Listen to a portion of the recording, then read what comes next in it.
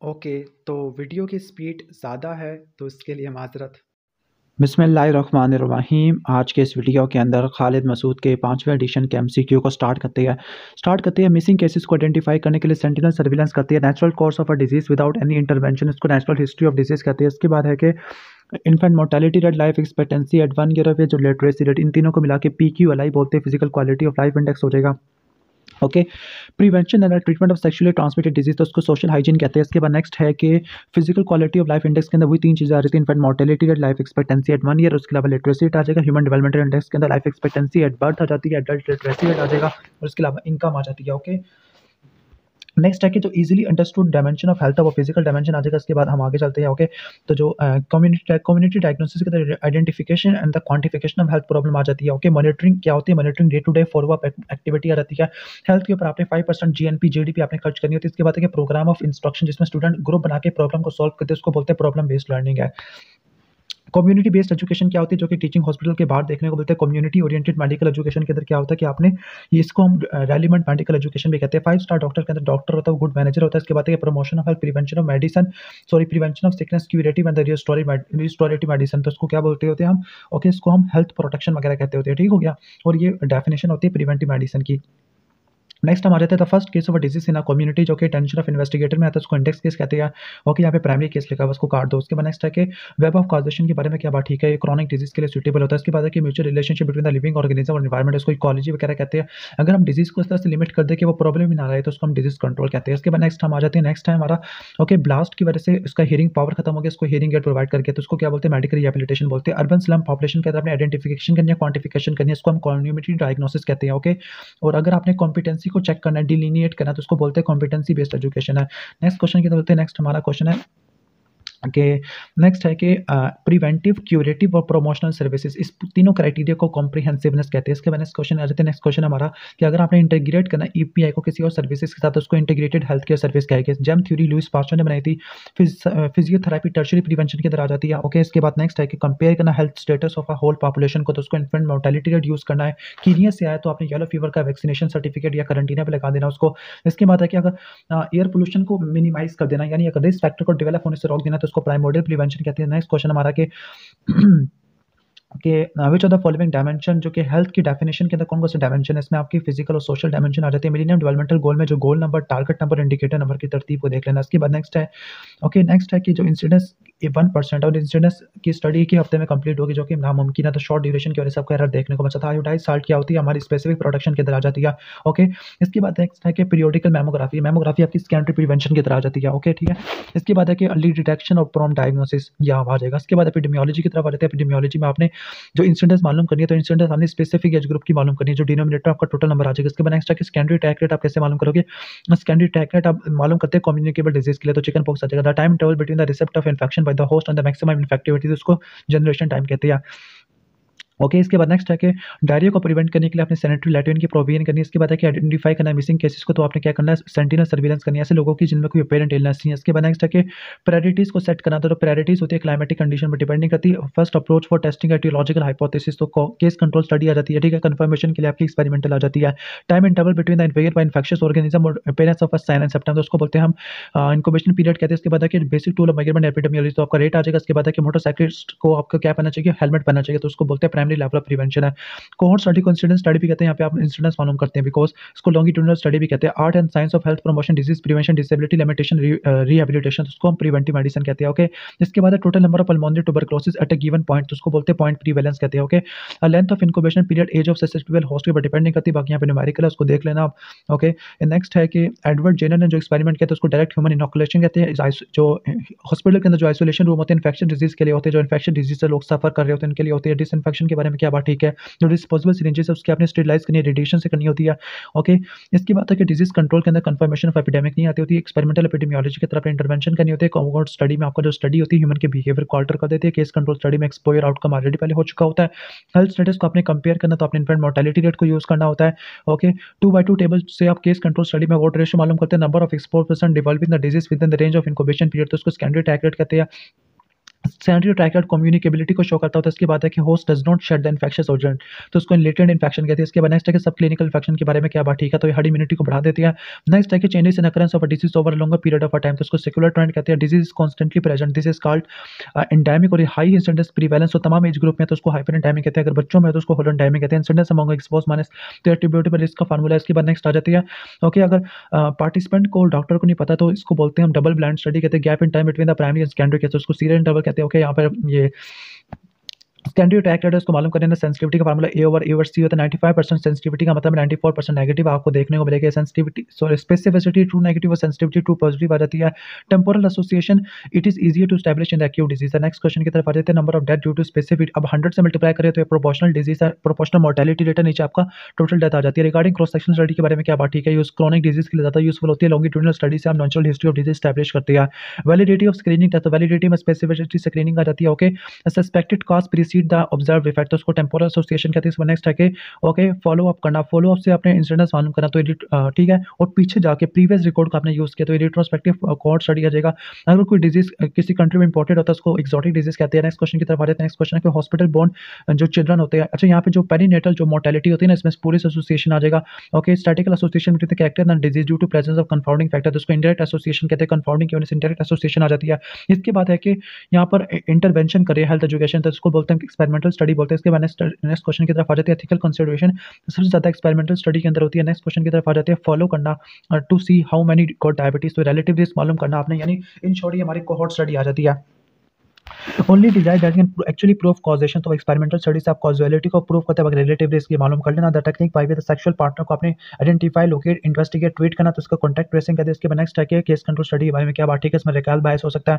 Okay, इसके बाद है कि foreigner come to the Pakistan in the rainy season है। ओके, तो क्लोरोक्विन की टैबलेट किसके लिए इस्तेमाल होती है, कीमा फॉर फायरक्सिस के लिए, मलेरिया के लिए इस्तेमाल होती है। इसके बाद नेक्स्ट है कि मेनिंजाइटिस मेनिंजाइटिस में केस फैटेलिटी रेट है कि केसेस ओवर डेथ को आपने नोट कर लेना। इसके बाद है कि प्रीवेलेंस को मालूम करने के लिए क्रॉस सेक्शनल स्टडी वगैरह यूज करेगा। इसके बाद है कि इन्फेंट मोर्टेलिटी रेट, जिससे हमने हेल्थ स्टेटस को कंपेयर करना, तो इन्फेंट मोर्टेलिटी रेट है डायग्नोस्टिक पावर स्क्रीनिंग टेस्ट आप प्रिडिक्टिव वैल्यू से निकालते हो। एब्सोल्यूट रिस्क होता है या इंसिडेंस के ऊपर डिपेंड करता है। इसके बाद क्वेश्चन की तरफ चलते हैं। In the number of death due to chronic heart disease, इसको हम एक्सप्रेस करें टोटल डेथ, इसको बोलते हैं प्रोपोर्शनल मोर्टेलिटी रेट है। कोहॉर्ट स्टडी में प्रोग्राम ऑफ इटरेशन आपको देखने को मिलती है। ओके, इसके बाद नेक्स्ट एडिशनल क्राइटेरिया आपको चाहिए, तो वो टेम्पोरल एसोसिएशन होती है, जिसमें कॉज पहले आता है इफेक्ट से पहले। सेंसिटिविटी क्या होती है, ए और A+C आपको देखने को मिलेगा, ठीक है। इसके बाद नेक्स्ट आ जाते हैं कि इंसिडेंस मालूम करें। इंसिडेंस कैसे मालूम करोगे आप, कोहॉर्ट स्टडी से मालूम करते हैं। बाकी prevalence is equal to incidence multiply duration है। नेक्स्ट है कि कैंसर की डिटेक्शन करनी है। कैंसर की डिटेक्शन के लिए आपने क्या करना है, हाई सेंसिटिविटी वाला टेस्ट यूज करना है लीड डिटेक्शन के लिए। इसके बाद नेक्स्ट है कि केसेस और नॉन केसेस को आपने कंपेयर करना with respect to the exposure factor, तो उसको क्या बोलते हैं यानी केसेस पहले हम डिजीज से एक्सपोजर की तरफ जा रहे हैं तो उसको बोलते हैं केस कंट्रोल स्टडी कहते हैं। बाकी प्रीवेलेंस ऑफ टीबी मालूम करने के लिए क्रॉस सेक्शन स्टडी यूज करनी है। Clear, incorrect systematic error in the research, जिसकी वजह से इनकरेक्ट एस्टिमेशन होती है, इसको बायस वगैरह कहते हैं। ओके, इसके बाद नेक्स्ट है कि changes in the occurrence of a disease over longer period, इसको सेक्युलर ट्रेंड कहते हैं। नेक्स्ट क्वेश्चन, नेक्स्ट क्वेश्चन हमारा ओके, अब आप जा रहे हैं लंग कैंसर से स्मोकिंग की तरफ, तो एक केस कंट्रोल स्टडी आ जाएगा। P 0.035 है, तो 0.05 से आपका क्या आना चाहिए, पी वैल्यू आपको कम आना चाहिए। तो null hypothesis okay, if alpha level was set as 0.05 है, 0.05, ठीक है। इन शॉर्ट हमारा क्या है, नल हाइपोथेसिस रिजेक्टेड हो जाएगा और हमारा अल्टरनेट हाइपोथेसिस को एक्सेप्ट कर लेगा। इसमें नेक्स्ट है कि फोमाइट हैंड कर्चीफ आ जाएगा। ओके, केस फैटेलिटी रेट हम यहाँ पे मालूम करते हैं। बाकी रिगार्डिंग द स्क्रीनिंग टेस्ट के बारे में क्या बात, ठीक है, does not form the basis of the treatment. Okay, इसके बाद नेक्स्ट क्वेश्चन की तरफ चलते हैं। अगर हमने जो कट ऑफ वैल्यू अगर हमने सेट ए पे कर दिया ए, तो ए की वजह से क्या होगा, टेस्ट काफी सेंसिटिव हो जाएगा, ट्रू पॉजिटिव को पकड़ना शुरू कर देगा। इसके बाद नेक्स्ट क्वेश्चन की तरफ बढ़ते हैं। रिलेटिव 0.20, इसका मतलब है कि ये रिस्क फैक्टर प्रोटेक्टिव है।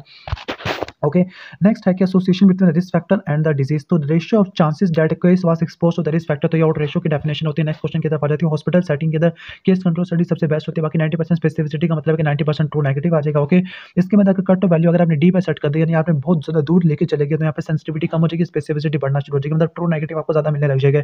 ओके, इसके बाद है कि आपने ट्यूबरक्लोसिस डिजीज स्पेसिफिक है, तो डिजीज स्पेसिफिक डेथ रेट आ जाएगी। बाकी इसके बाद है कि स्ट्रेंथ ऑफ एसोसिएशन मालूम करने के लिए आपने इंसिडेंस रेट मालूम करना है। इसके बाद है कि ऑड रेशियो 5 है, ऑड रेशियो 5 का मतलब है कि जो 5 गुना चांसेस है डिजीज के अमंग द रिस्क फैक्टर, ठीक है। इसके बाद नेक्स्ट है कि कोलेस्ट्रॉल है, कोलेस्ट्रॉल को अगर आपने चेंज करना है, ओके, कोलेस्ट्रॉल को चेंज को करना तो एक्सपेरिमेंटल स्टडी आ जाएगा, इंटरनेशनल स्टडी आ जाएगा। बाकी 2 वेरिएबल्स आपस में कॉजली रिलेटेड होते हैं, तो 1 to 1 कॉजल रिलेशनशिप आ जाएगा। इसके बाद है कि better understanding of response of cell tissue organ, तो आपका बायोलॉजिकल प्लॉजिबिलिटी आ जाएगा। इसके बाद है कि इंटरवेंशनल स्टडी के अंदर क्या करें, इंटरवेंशनल स्टडी के अंदर आपका सिर्फ और सिर्फ कहने का मतलब है कि उसको नहीं पता, यानी डॉक्टर को पता लेकिन पार्टिसिपेंट को नहीं पता, तो ये सिंगल ब्लाइंड स्टडी आ जाएगा। इसके बाद नेक्स्ट हम क्वेश्चन की तरफ आ जाती है। ओके, तो इसके बाद है कि programme researcher was interested to find the impact of a programme. तो प्रोग्राम के इम्पैक्ट को चेक करने के लिए कि प्रीवैलेंस कम हुई है या नहीं, तो एट्रीब्यूटेबल इसको आपने चेक करना होता है। इसके बाद इस क्वेश्चन की तरफ आते हैं 0.25 का मतलब है 75% reduction in the incidence rate in exposed individual. इसके बाद नेक्स्ट क्वेश्चन की तरफ आ जाते हैं। तो नेक्स्ट क्वेश्चन क्या होता है, time interval between the primary and the secondary के, तो उसको सीरियल इंटरवल कहते थे। बाकी यहाँ पे देखो काइस के टेस्ट में पॉइंट वैल्यू 0.05 है, यानी बहुत ज़्यादा हाईली सिग्निफिकेंट है। ओके, इसके बाद नेक्स्ट क्वेश्चन की तरफ आ जाती है। द नोजियोकॉमिल इन्फेक्शन होते हैं hand of health care worker की वजह से हो जाता है। इनक्यूबेशन पीरियड 10 दिन से लेकर 3 हफ्ते, तो एमएमआर के लिए होता है। इसके बाद नेक्स्ट क्वेश्चन की तरफ आ जाते हैं। नेक्स्ट क्वेश्चन हमारा है कि the time between the diagnosis bye early case detection and diagnosis by other mean, तो उसको लीड टाइम कहते होते हैं। नेक्स्ट क्वेश्चन की तरफ आ जाते हैं। नेक्स्ट क्वेश्चन हमारा हाई मोर्टेलिटी है, तो आपको हाई सेंसिटिविटी वाला टेस्ट चाहिए। ओके, ओके, तो ये आ जाएगा हमारा। तो बाकी जो क्रॉनिक कैरियर्स होते हैं, कैरियर आपके टाइफाइड और हेपेटाइटिस बी के अंदर होते हैं। ओके, तो उसके बाद total number of death of the infant, तो ये पोस्ट न्यूनेटल मोर्टेलिटी रेट आ जाएगा। नेक्स्ट क्वेश्चन है, नेक्स्ट क्वेश्चन आपका लाइक अगर जो एपिडेमिक कर्व है फौरन गिर रही है और फौरन राइज हो रही है, तो उसको बोलते हैं हम single exposure points of epidemic. Next question की तरफ आते हैं। नेक्स्ट क्वेश्चन हमारा है ओके, तो जो मोस्ट इफेक्टिवनेस को चेक करने के लिए आपने क्या देखना होता है, इंसिडेंस रेट को आपने चेक करना होता है। कंपोनेंट्स ऑफ एपिडेमियोलॉजी के अंदर आपके तीनों आ जाते हैं, फ्रीक्वेंसी, डिस्ट्रीब्यूशन, डिटरमिनेंट आ जाते हैं। स्टैंडर्डाइज्ड मोर्टेलिटी रेट के बारे में क्या बात ठीक नहीं है, तो it does not permit adjustment for the age, या एडजस्टमेंट प्रोवाइड करता है एज के लिए, दूसरे फैक्टर के लिए। ओके, नेक्स्ट क्वेश्चन की तरफ आते हैं। नेक्स्ट क्वेश्चन स्कैंडल टैगलेट के बारे में क्या बात ठीक है, तो इसकी ये हमारे कम्युनिकेबल डिजीज को चेक करने के लिए इस्तेमाल होता है। प्रीवेलेंस और टीबी को मालूम करने के लिए क्रॉस सेक्शन स्टडी वगैरह यूज करते हैं। इसके बाद है कि क्रॉस सेक्शन स्टडी के बारे में क्या है कि क्रॉनिक डिजीज के लिए अप्लाई होती है।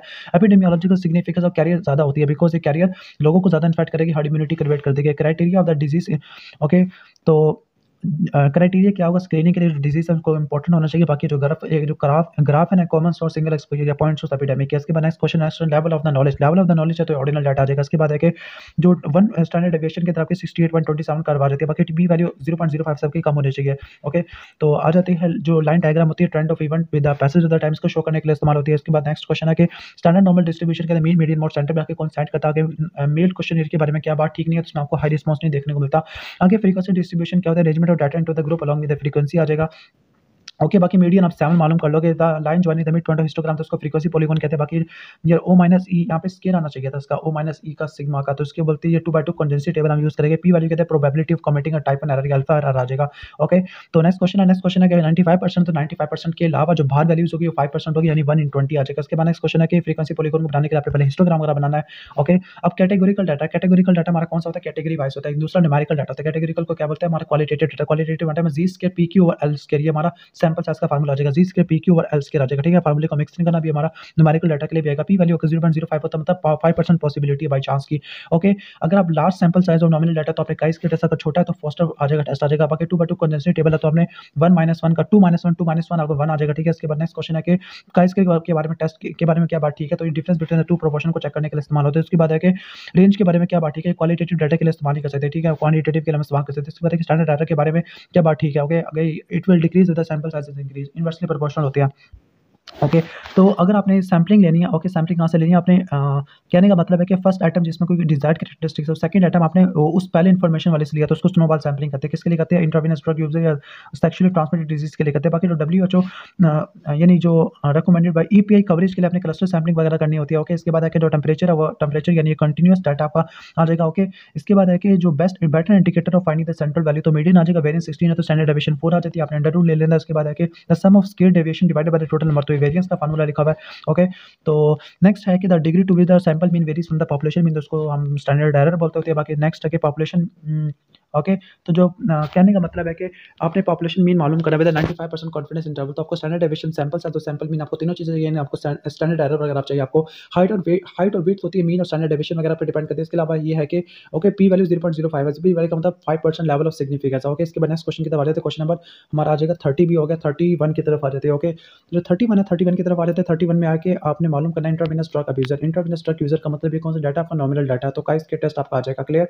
इसके बाद एक researcher of social sciences, okay, cross section study perform करा रहा है, तो इसका रेलिवेंट टॉपिक कौन सा होगा, नॉन क्वांटिफाइबल डाटा, क्वालिटेटिव में पब्लिक एटीट्यूड आ जाएगा। इसके बाद है कि which of the following is the best chart to diagram to assess the relationship between the two variable, तो स्कैटर डायग्राम रिलेशनशिप के लिए होती है। ओके, अगर वैल्यू एक वैल्यू की हम दूसरे वेरिएबल से निकाले, एक वेरिएबल की वैल्यू दूसरे से, तो उसको रिग्रेशन वैल्यू कहते हैं। इसके बाद नेक्स्ट क्वेश्चन है ओके, अब आगे हमारा न्यूमेरिकल डाटा, न्यूमेरिकल के लिए कौन सा फॉर्मूला था, Z square S T over L Q, वहाँ पे पी क्यू था, यहाँ पे एस डी का स्क्वायर आ जाएगा। बाकी है कि यहाँ पे डाटा है, तो यहाँ पे देखो मीन सबसे बड़ा, तो पॉजिटिव स्क्यूड करवाना शुरू हो जाएगा। बाकी यहाँ पे नेक्स्ट आ जाती है कंफाउंडिंग डाटा, यहाँ पे क्या होगा, कंफाउंडिंग डाटा यहाँ पे एज होगा, एज के डिफरेंट एज ग्रुप में आपको डिफरेंट टाइप का कैंसर वगैरह देखने को मिल सकते हैं।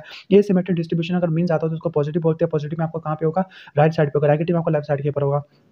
ओके। बाकी यहाँ पे पॉपुलेशन दी हुई है, देखो अगर ये तकरीबन 100% हो जाए तो आपने कौन सा यूज़ करना है, पाई चार्ट वगैरह यूज़ करना है। स्टैंडर्ड एरर इसको कम करने के लिए अपने सैंपल साइज़ को बढ़ा देना। इसके बाद नेक्स्ट क्वेश्चन की तरफ आ जाते हैं। नेक्स्ट क्वेश्चन हमारा है ओके, तो कैलकुलेशन रिक्वायर्ड फॉर दिस, तो 95% कॉन्फिडेंस है, मीन वैल्यू आपने मालूम करनी है, तो आपको स्टैंडर्ड एरर वगैरह आपको चाहिए यहाँ पर, ठीक है। इसके बाद एक रिसर्चर मालूम करना चाह रहा है कि इंडिविजुअल वैल्यू कितनी डिस्टर्बेंस है, तो स्टैंडर्ड डेविएशन वगैरह को इस्तेमाल करेगा। बाकी हॉस्पिटल स्टैटिस्टिक्स पुअर गाइड होते हैं क्योंकि आपको डिनोमिनेटर का नहीं पता होता है। नेक्स्ट है कि नॉर्मल डिस्ट्रीब्यूशन कर्व में जो एरिया लेबल्ड है ना, zone of rejection of null hypothesis है, ठीक है। इसके बाद नेक्स्ट है कि graph of cumulative frequency distribution, तो उसको ऑर्गिव कर्व कहते होते हैं, ओके।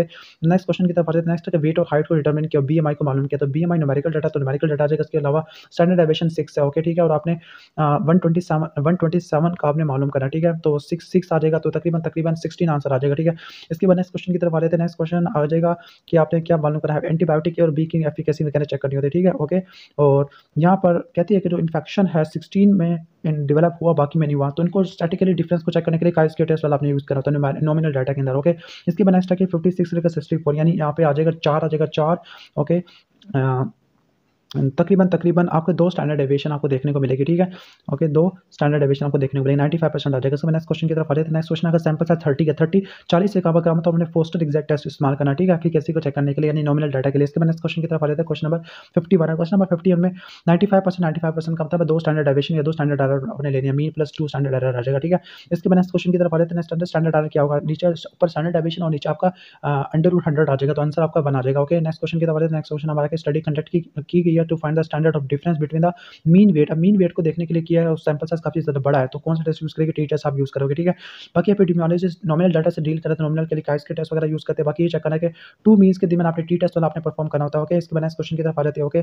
तो काइस के टेस्ट 3.84 है, ठीक है, और हमारी जो टेबल निकली है 5.7 है, अब हमारी ऑब्जर्व वैल्यू बड़ी है, तो इसका मतलब है कि टेस्ट सिग्निफिकेंट है। नेक्स्ट क्वेश्चन की तरफ आ जाते हैं। नेक्स्ट क्वेश्चन हमारा है 2 है, तो आपने 140 से 154 की तरफ लेके जाना होता है। नेक्स्ट क्वेश्चन की तरफ चलते हैं। नेक्स्ट क्वेश्चन हमारा वेट और हाइट वाज डिटरमिन्ड, तो ये इंडिपेंडेंट सैंपल टी टेस्ट आना शुरू हो जाएगा, ओके, ठीक है। नेक्स्ट क्वेश्चन की तरफ आते हैं। नेक्स्ट क्वेश्चन है कि आपने जो 10% के लिए आपने मल्टीप्लाई करना पाई चार्ट में, तो 3.6 मल्टीप्लाई करना था 10% के लिए। नेक्स्ट क्वेश्चन की तरफ क्वेश्चन नंबर 60 है। क्वेश्चन नंबर 60 में आपने नोट करना है कि डिफरेंट सोशो इकोनॉमिक यानी क्वालिटेटिव डाटा को रिप्रेजेंट करने के लिए पाई चार्ट को यूज करना है, क्वांटिटेटिव को देखने के लिए आपने हिस्टोग्राम यूज करना है। अगर R+1 है रिग्रेशन, तो इसका मतलब स्ट्रांगली पॉजिटिव है, ओके। इसके बाद नेक्स्ट क्वेश्चन की तरफ आ जाते हैं कि जो डायग्राम है लाइन डायग्राम है, बाकी एक स्कैटर डायग्राम भी होते हैं, मैक्यूलोपैपुलर रैशेस है, हाँ या नहीं, तो ये नॉमिनल डाटा आ जाएगा। इसके बाद है कि weight of the male and the female new born, तो यहाँ पे मालूम to find the difference in the mean weight के दरमियान देखने के लिए हमने क्या करना है, इंडिपेंडेंट सैंपल टी टेस्ट हमने परफॉर्म करना होता है। इसके बाद नेक्स्ट क्वेश्चन की तरफ चलते हैं। नेक्स्ट क्वेश्चन हमारा है, ओके। नेक्स्ट क्वेश्चन है what is the degree of freedom, तो डिग्री ऑफ फ्रीडम अब ये कौन सा डाटा हम यूज करें, क्योंकि हम न्यूमेरिकल डाटा यूज करें तो n1 + n2 - 2 आ जाएगा, तो 22 आ जाएगा। इसके बाद नेक्स्ट है कि कैटेगोरिकल डाटा कौन सा आ जाएगा, तो कैटेगोरिकल या क्वालिटेटिव आपका जेंडर आ जाएगा। अगर 40 से कम है तो आपने क्या यूज करना है, फोस्टर एग्जैक्ट टेस्ट यूज करना, बाकी इससे बड़ा हो तो आपने काइस के टेस्ट यूज करना है नॉमिनल डाटा के लिए। इसके बाद नेक्स्ट क्वेश्चन की तरफ आ जाती है, ओके। तो नेक्स्ट क्वेश्चन है हमारा 95%, 95% का मतलब है 95% हम श्योरिटी से कह सकते हैं कि वैल्यू हमारी इसके दिमाग गिरेगी, but which type of distribution, तो राइट साइड पे गया तो सॉरी टेल इसकी लेफ्ट साइड पे गई हुई है, तो इसको क्या बोलते हैं, नेगेटिव डिस्ट्रीब्यूशन कहते हैं, ओके, ठीक है। बाकी कर्व्ड फॉर्म में if data is present in the curved form है, तो जो पीक ऑफ द कर्व होती है वो रिप्रेजेंट करेगी किस चीज को, मोड को रिप्रेजेंट करती है, ठीक है। बाकी में मोड लिखा हुआ है, ओके, हम मोड को लिखा हुआ है। इसके बाद नेक्स्ट क्वेश्चन की तरफ आ जाते हैं। नेक्स्ट क्वेश्चन हमारा कि डाटा इसकी डिफरेंट ऑर्डर्स बनाए तो हमारा नॉमिनल और ऑर्डिनल टाइप ऑफ डाटा आ जाएगा, क्लियर। इसके बाद डेमोग्राफी के तरफ, डेमोग्राफी में जो एज पैरामीटर होता है, जो फीमेल की पॉपुलेशन राइट साइड पे होती है, मेल हमारे लेफ्ट साइड पे होती है। जनरल फर्टिलिटी रेट के अंदर नीचे मीडियम फीमेल पॉपुलेशन 15 से 49 साल की देखने को मिलती है। कॉजेज ऑफ हाई फर्टिलिटी, तो सारी कॉजेज है, साइकोलॉजिकल, सोशल है, ओके। 1998 की कंसेंसस के मुताबिक पॉपुलेशन का पाकिस्तान का ग्रोथ रेट 2.6 था, लेकिन अब 2.4 वैसे लिखा हुआ है, ठीक है। बर्थ रेट अगर इतनी है तो ये वैसे आंसर इसका जो निकलेगा ना, आंसर जो निकलता है 1% निकलता है मोस्ट प्रोबेबली, ओके। तो यहाँ पे उन्होंने गलत लिखा है। नेक्स्ट क्वेश्चन चलते हैं। नेक्स्ट है कि which are the following statement regarding the replacement level is not true, तो वो कहते हैं कि replacement level is not true at a community level, replacement level is constant when there is average 2 birth per women है, okay. ये बात ठीक नहीं है, अच्छा इसको जीरो पॉपुलेशन ग्रोथ भी कहते हैं, 2 बर्थ ड्यूरिंग द रिप्रोडक्टिव है, ओके, पर वुमेन है, पॉपुलेशन है, ओके, सारी बातें ठीक है। आई थिंक 2.1 होना चाहिए था। इसके बाद हम आगे चलते हैं क्वेश्चन नंबर 7 की तरफ चलते हैं। क्वेश्चन नंबर 7 है कि annual growth rate of country क्या है, 2% है, ओके। तो 35% इसका डबलिंग टाइम हो जाएगा। Total number of people in a completed family, तो उसको कैसे करोगे, टोटल नंबर के लिए टोटल फर्टिलिटी रेट आप देखते होते, बाकी जो लिटरेसी रेट है 7 साल से ऊपर वाले को देखते होते। बाकी नेक्स्ट है कि number of daughter are new born will bear during a life time assuming the specific fertility और मोर्टेलिटी, तो इसको NRR बोलते होते हैं, क्लियर, NRR, ओके। इसके बाद नेक्स्ट हम आ जाते हैं। नेक्स्ट क्वेश्चन हमारा है, ओके। तो नेक्स्ट हमारा आ जाएगा which are the following statement regarding de facto. De facto का मतलब है पर्सन इज काउंटेड, जो डी फैक्टर जब present in on the day, जहाँ भी वो मौजूद है वहाँ पे इसको काउंट करना, ठीक है, ओके। Enter डायो counting. इसके बाद है कि विच रेट डज ठीक है, डी फैक्टो का मतलब जहाँ पे भी है, ठीक है। इसके बाद है कि विच रेट डज, ये तो कौन सा farmer number of live birth over medium female population, तो ये आ जाएगा सेम एज का, तो ये मीडियम आ जाएगा, एज स्पेसिफिक आपको देखने को मिलेगा, ठीक है। ओके, इसके बाद नेक्स्ट है कि अगर कहने का मतलब है कि जो replacement level of fertility has been achieve, लेकिन पॉपुलेशन ग्रो कर रही है, इसका मतलब है कि the affected population comprise many future mother है, ठीक है, जिसकी वजह से पॉपुलेशन ग्रो कर रही है। इसके बाद है कि if NRR is equal to the 1 है, इसका मतलब है कि पॉपुलेशन नहीं बढ़ रही है, ना ही पॉपुलेशन कम हो रही है। इसके बाद है कि जो डिपेंडेंसी रेशियो अपने 15 से कम या 65 से ज़्यादा आ जाएगा, बाकी नीचे 15 से लेकर 64 देखने को मिलेगा। इसके बाद डेमोग्राफी डाटा के मुताबिक नो नेट माइग्रेशन 2% है, 35 इसका डबलिंग टाइम आ जाएगा। ओके, इसके बाद है कि नेक्स्ट क्वेश्चन की तरफ आ जाती है। ओके, नेक्स्ट क्वेश्चन है कि 1750 से लेकर 220 की तरफ, यानी जो कर्व होगी, तो कर्व आपने ड्रा करनी है 1750 से लेकर 2020 तक, तो कर्व होगी जे शेप आपको, यानी ग्रोथ आपको देखने को मिल रही है। वाइटल इंडेक्स क्या होगा? वाइटल इंडेक्स अगर 100 तो पॉपुलेशन स्टेबल है, ना ही बढ़ ना ही कम हो रही है। 0.7 इसका मतलब है कि रिप्रोडक्टिव परफॉर्मेंस काफी ज्यादा कम है। इसके बाद नेक्स्ट क्वेश्चन है कि जो डिपेंडेंसी रेशियो होती है, इसके लिए आपने एज वाइज डिस्ट्रीब्यूशन या पॉपुलेशन पिरामिड आपको चाहिए। ओके, नेक्स्ट क्वेश्चन की तरफ है कपल सीपीआर कितना होना चाहिए इसके लिए, एनआरआर के लिए, तो 60% सीपीआर आपका होना चाहिए। ओके, बाकी बीसीजी आपने मालूम करना है, बीसीजी के लिए आपने नंबर ऑफ न्यूनेट पॉपुलेशन मालूम करना, आप न्यूमेरिकल से मालूम कर लेना। इसके बाद है कि impact of family health planning services को चेक करने के लिए आपने क्या यूज करना है, एज स्पेसिफिक फर्टिलिटी रेट को आपने चेक करना होता है। बाकी है कि पॉपुलेशन को कंट्रोल करने के लिए आपने फीमेल को एम्पावर करना होता है। बाकी नेक्स्ट क्वेश्चन है कि एक्सपेक्टेशन ऑफ लाइफ के बारे में क्या बात ठीक है, तो फीमेल की एक्सपेक्टेशन लाइफ काफी ज्यादा होती है, 67 होती है। लेट एक्सपायरिंग स्टेज के अंदर क्या होता है, declining birth rate and declining death rate होता है, ठीक है, लेकिन पॉपुलेशन एक्सपैंड कर रही होती है। इसके बाद है कि एज और जेंडर कंपोजिशन को देखने के लिए पॉपुलेशन पैरामीटर यूज करते हैं। डेमोग्राफी के अंदर आपकी क्या चीज आती है, डेमोग्राफी के अंदर मोर्टेलिटी रेट आपकी आ जाती है, क्लियर। नेक्स्ट क्वेश्चन की तरफ आते हैं। नेक्स्ट क्वेश्चन में पॉपुलेशन स्टेबलाइज होगी आफ्टर द इनिशियल ग्रोथ, तो आपको एस शेप कर्व देखने को मिल रहा है। इसके बाद नेक्स्ट है कि PT is equal to PT not over 1 plus R over T है। जो टी होता है ना, number of year between the T not और आर क्या होता है, पॉपुलेशन ग्रोथ रेट आपको देखने को मिलेगा। Physiological ability for women to reproduce को बोलते हैं फेकंडिटी बोलते हैं। Primary health care millennium developmental goal की तरफ आ जाती है। ओके, तो इसके लिए नेक्स्ट है कि सबसे पहला स्टेप क्या होता है अगर प्लानिंग प्रोग्राम के अंदर, तो प्रोग्राम के अंदर सबसे पहले हमें सिचुएशन एनालिसिस करनी है। इसके बाद नेक्स्ट है कि रूरल प्रॉब्लम को सॉल्व करने के लिए आपने प्राइमरी हेल्थ केयर प्रिंसिपल और प्राइमरी हेल्थ केयर में इक्विटेबल डिस्ट्रीब्यूशन ऑफ इक्विटी आ जाती है। Okay, national health policy primary health care पर डिपेंडेंट होती है। इसके बाद फिक्स सेटिंग ऑफ प्रायोरिटीज के अंदर क्या चीज़ नहीं आती, commitment of health care provider, ये चीज़ आपके नहीं आती थी। इसके बाद नेक्स्ट है कि element of primary health care, जिसमें prevention and the control of local endemic disease आ जाएगा। One of the principal of primary health care, तो अप्रोप्रिएट टेक्नोलॉजी आ जाएगा, क्लियर। इसके बाद नेक्स्ट है कि डेफिनेशन ऑफ हेल्थ की services must be shared equally by all the people. Okay, तो इसको बोलते हैं इक्विटेबल डिस्ट्रीब्यूशन। नेक्स्ट क्वेश्चन की तरफ आ जाते हैं। ओके, इसके बाद है कि द नीड्स डिफर, तो नीड्स डिफर है तो इक्विटी आ जाएगा वन सेकंड, लेकिन अगर इक्वल तकसीम करना तो उसको इक्वल डिस्ट्रीब्यूशन कहते हैं। ओके, नेक्स्ट क्वेश्चन की तरफ आ जाते हैं। नेक्स्ट क्वेश्चन है कि एक्सप्लोरेशन ऑफ द के wants to introduce primary health care, तो प्राइमरी हेल्थ केयर के अंदर कौन सी चीज़ नहीं आती, तो इसमें प्रायोरिटाइजेशन ऑफ हेल्थ प्रॉब्लम भी आपको देखने को नहीं मिलता। इसके बाद नेक्स्ट है सिलेक्टिव प्राइमरी हेल्थ केयर के अंदर आपकी ब्रेस्ट फीडिंग आ जाती है। गोबी एफएफ को रट्टा मार लेना। प्लेसमेंट डेवलपमेंट को 2000 के अंदर बनाते 2015 तक था। इसमें जो गोल नंबर 3 है ना, वो जेंडर इक्वलिटी के लिए, ठीक है। इसके बाद नेक्स्ट क्वेश्चन की तरफ आ जाते हैं। नेक्स्ट क्वेश्चन हमारा है कि ओके, तो जो डिफरेंट सेक्टर का मिलकर काम करना, लाइक एग्रीकल्चर का, एजुकेशन का, तो उसको बोलते हैं इंटरसेक्टोरल कोऑर्डिनेशन। इसके बाद attainment of level of health, उसको हेल्थ फॉर ऑल बोलते होते हैं। लास्ट में आ जाएगा कि अगर फीमेल अगर फैमिली प्लानिंग करना चाह रही है लेकिन हस्बैंड अलाउ नहीं करा, तो उसको बोलते हैं unmet need of family planning. इसके बाद health management and information system है, तो ये डेफिनेशन लिखा है the system which provide organised method of collecting data, data को कलेक्ट करना, उसको एसिमुलेट करना, इन्फॉर्मेशन कहते हैं कन्वर्ट कर देना for management and the decision making, तो उसको मैनेजमेंट इन्फॉर्मेशन सिस्टम कहते होते हैं। ओके, ठीक है। अगर प्राइमरी हेल्थ केयर में पोलियो का केस आ गया तो आपने क्या करना है, FF1 जो कि इमीडिएट इमरजेंसी होती है। ओके, इसके बाद continuous day to day checking with activity, तो उसको मॉनिटरिंग कहते हैं। अगर prime function of management information system, तो मॉनिटरिंग और इवैल्यूएशन आ जाती है, ठीक है। ओके, अब वैल्यू जो रिजल्ट ऑफ इंडिकेटर सेम होना चाहिए, अगर डिफरेंट लोग मेजर करें तो उसको बोलते हैं रिलायबिलिटी वगैरह बोलते हैं। Okay, well design management system के अंदर क्या चीज़ नहीं आती, वेल इक्विप्ड लेबोरेटरी वगैरह देखने को नहीं मिलती है। ओके, इसके बाद हेल्थ इंडिकेटर जो कि इफेक्टिवनेस को शो करता है, तो वो इंपैक्ट इंडिकेटर आ जाएगा। बाकी नेक्स्ट क्वेश्चन की तरफ आ जाती है। ओके, कॉम्प्लिकेटेड डिजीज से सफर कर रहा है तो कौन सा रेफरल, यहाँ पे कोई भी रेफरल नहीं आएगा। बाकी नेक्स्ट क्वेश्चन की तरफ चलते हैं, रूरल अर्बन अर्बन की तरफ। ओके, तो जो BHU के बारे में क्या बात ठीक नहीं है, तो उसमें एक्सरे फैसिलिटी आपको देखने को मिलती है, नहीं वो उसमें होती है, RSC में होती है। ओके, अब built up area in the rural area, तो 1/3 ऑफ द टोटल एरिया होना चाहिए। फर्स्ट लेवल केयर फैसिलिटी में सब चीज़ आपको देखने को मिलती है। ओके, नेक्स्ट है कि फर्स्ट लेवल केयर फैसिलिटी के बारे में क्या बात ठीक है, तो यहाँ पे फर्स्ट कॉन्टैक्ट आपको देखने को मिलता है। RSC में मेडिकल लीगल ऑटोप्सी होती है, which the following is not a sign of healthy city, तो उसमें क्या होता है कि it is safe from the natural disaster, ये बात सही नहीं है। BHU के बारे में क्या बात ठीक है कि essential drug should be available. RSC के बारे में क्या बात ठीक है, एक्सरे फैसिलिटी होती है, मेडिकल लीगल ऑटोप्सी परफॉर्म की जाती है। आगे अर्बन स्क्वेटर या कच्ची वादी के बारे में क्या बात ठीक है। ओके, ओके, तो अच्छा सॉरी, तो यहाँ पर लिखा है कि ओनली दो strategy that recognise the value, तो आपने उनको फॉलो करना है, any chance to the succeed, तो ये स्क्वेटर या अर्बन स्क्वेटर के बारे में सही बात है। इसके बाद नेक्स्ट क्वेश्चन की तरफ आ जाते हैं। नेक्स्ट क्वेश्चन है कि ओके, तो ज़्यादा तो हेल्थ सर्विसेज हमारे अर्बन एरिया में दी जाती है, तो उसको inequitable distribution of health facility वगैरह कहते हैं। इसके बाद नेक्स्ट क्वेश्चन की तरफ हुक वार्म इन्फेक्शन को प्रिवेंट करना, तो अपने नंगे पाँव कभी भी नहीं दौड़ना। इसके बाद नेक्स्ट है कि RSC के बारे में क्या बात ठीक है, इसमें इन पेशेंट और आउट पेशेंट डिपार्टमेंट दोनों होते हैं। Major cause of air pollution, तो ऑटोमोबाइल आ जाएगा। नेक्स्ट क्वेश्चन की तरफ है कि पाकिस्तान के 70% जो अवाम है वो रूरल एरिया में रहती है। स्क्वेटर का मतलब है person who take unauthorised position of unoccupied premises, तो इसको स्क्वेटर कहते हैं। आती है। एनवायरमेंटल हेल्थ की तरफ जाती है, जो कॉलीफॉर्म ऑर्गेनिज्म है उनको सेलेक्ट करते हैं क्योंकि ये फीकल के अंदर कंसंट्रेशन के काफ़ी ज़्यादा होते हैं। ओके, ठीक है। इसके बाद नेक्स्ट क्वेश्चन की तरफ चलते हैं। नेक्स्ट क्वेश्चन है कि जो हमारा मिनिमम जो आर्सेनिक होता है 0.01 मिलीग्राम है, फिजिकल एनवायरमेंट के अंदर आपकी ये सब चीज़ आ जाती है। बाकी नेक्स्ट क्वेश्चन है one of the recommended major procedure for household purification water, तो आपने बॉइलिंग करनी है 5 से 10 मिनट की तक बॉइलिंग करनी होती है, ठीक है।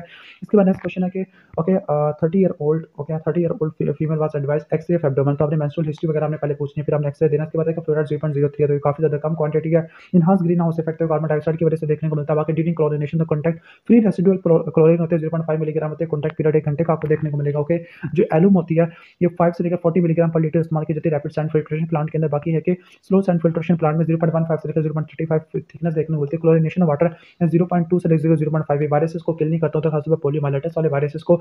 और जो हमारा ट्यूब वेल और जो हमारा लैट्रिन इसके दौरान डिस्टेंस 15 मीटर का होना चाहिए। बाकी total dissolved solid drinking water में should not be more than, तो 600 से लेकर 1000 तक नहीं होना चाहिए आपके, ठीक है। इसके बाद देखें रेन वाटर के बारे में क्या बात है कि स्लाइटली एसिडिक होता है। क्लोरिनेशन वाटर 7 से लेकर 7.5 पे काफी ज्यादा इफेक्टिव होती है। फ्रेशली प्रिपेयर्ड ब्लीचिंग वाटर में 33% क्लोरीन आपको देखने को मिलेगा। Okay, deep water are the better source of water, तो क्योंकि ये फ्री फ्रॉम पैथोजेनिक माइक्रोऑर्गेनिज्म होते हैं। इसके बारे में क्या बात, ठीक है, सारी बातें ठीक है। No sample should contain equal 100 ml है, no sample should contain 3 coliform है या मोर देन 5% सैंपल, या फिर नो 2 कंसेक्टिव सैंपल आपको देखने को मिलेगा। इसके बाद नेक्स्ट क्वेश्चन की तरफ जाते हैं। नेक्स्ट क्वेश्चन है कि वर्ल्ड समिट का मतलब क्या, वर्ल्ड समिट का मतलब है कि टू डेवलप द इंडस्ट्री जिसमें जो पोल्यूशन है ना, पोल्यूशन उसको कैन बी एब्जॉर्ब और रिमूव बाय द बायोस्फीयर। इसके नेक्स्ट क्वेश्चन करते हैं। Next question the first type of purification surface water, तो आपने 14 दिन तक अपना रखना होता है क्योंकि इससे 90% पैथोजेनिक ऑर्गेनिज्म कम होना शुरू हो जाएंगे। The process of which of the following the presence of which of the following physical quality, तो physical quality physical examination का हाई टर्बिडिटी जिसकी वजह से पानी पीना छोड़ दो। इसके बाद शैलो वेल के बारे में क्या बात है कि इसमें no source of contamination within the 50 meter of the valley आपको देखने को मिलेगी। बैक्टीरियोलॉजिक एग्जामिनेशन के बारे में क्या बात है कि कॉलोनी काउंट मेथड के डिवाइडेबल बैक्टीरिया को डिटेक्ट करते हैं। ओके, इसके बाद है कि नाइट्रेट 20 मिलीग्राम पर लीटर, इसका मतलब है ऑर्गेनिक रिसेंट ऑर्गेनिक पोल्यूशन। इसके बाद है recommended illumination for causal reading के लिए आपको 100 लक्स चाहिए होते हैं। Biological effect of light include all of the following, तो लाइट की वजह से मेंटल कैपेबिलिटी इफेक्ट नहीं होती। इस नेक्स्ट क्वेश्चन की तरफ। नेक्स्ट क्वेश्चन हमारा इक्वल आपको देखने को मिलता है। इक्वल का मतलब है कि फीकल कंटामिनेशन। नेक्स्ट क्वेश्चन की तरफ physical examination water there smell of rotten anchor, तो हाइड्रोजन सल्फाइड की वजह से देखने को मिलता है। हॉस्पिटल वेस्ट के बारे में क्या बात है कि नाइट्राइजेशन वेस्ट डिस्पोजल के लिए इस्तेमाल होता है। क्लियर। इसके बाद नेक्स्ट है कॉटन ड्रेसिंग और स्ट्रैप को आपने येलो में डाला होता है। बाकी choose the best option regarding the genotoxic, तो इसमें साइटोटॉक्सिक ड्रग होती है जो कि कैंसर की कीमोथेरेपी में इस्तेमाल होती है। Okay, the procedure by which heavy metal build up into the significant amount of the body, तो उसको बायो मैग्निफिकेशन कहते हैं। हॉस्पिटल वेस्ट में साइटोटॉक्सिक ड्रग होती है उसको बोलते हैं जीनोटॉक्सिक वेस्ट कहते हैं। Which of the following is non ionising radiation, उसमें अल्ट्रावायलेट रेज होती है, नॉन आयोनाइजिंग रेडिएशन आपको देखने को मिलती है। बाकी सारी आयोनाइजिंग है।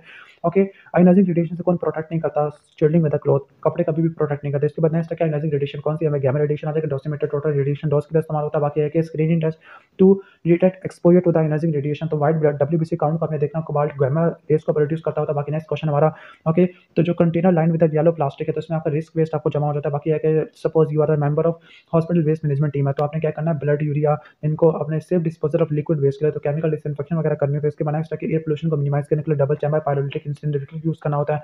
ओके, डिसइंफेक्शन ऑफ एयरक्राफ्ट के लिए डाइक्लोरवॉक्स डीडीबीपी यूज करना है। ओके, नेक्स्ट है कि डेंटल फ्लोरोसिस है, जो डेंटल फ्लोरोसिस अमाउंट है सोडियम फ्लोराइड की डेफिशिएंसी की वजह से देखने को मिल सकता है। बाकी है कि बायोलॉजिकल कंट्रोल के अंदर जम्बूसी फिश आ जाती है। ओके, नेक्स्ट क्वेश्चन है कि डग वेल टाइप के बारे में क्या बात है, जो एनारोबिक डाइजेशन होती है वो इसके लैट्रिन के अंदर हो सकती है। बाकी एक्टिवेटेड स्लज के अंदर आपको एरेशन टैंक सबसे इंपॉर्टेंट चीज होता है।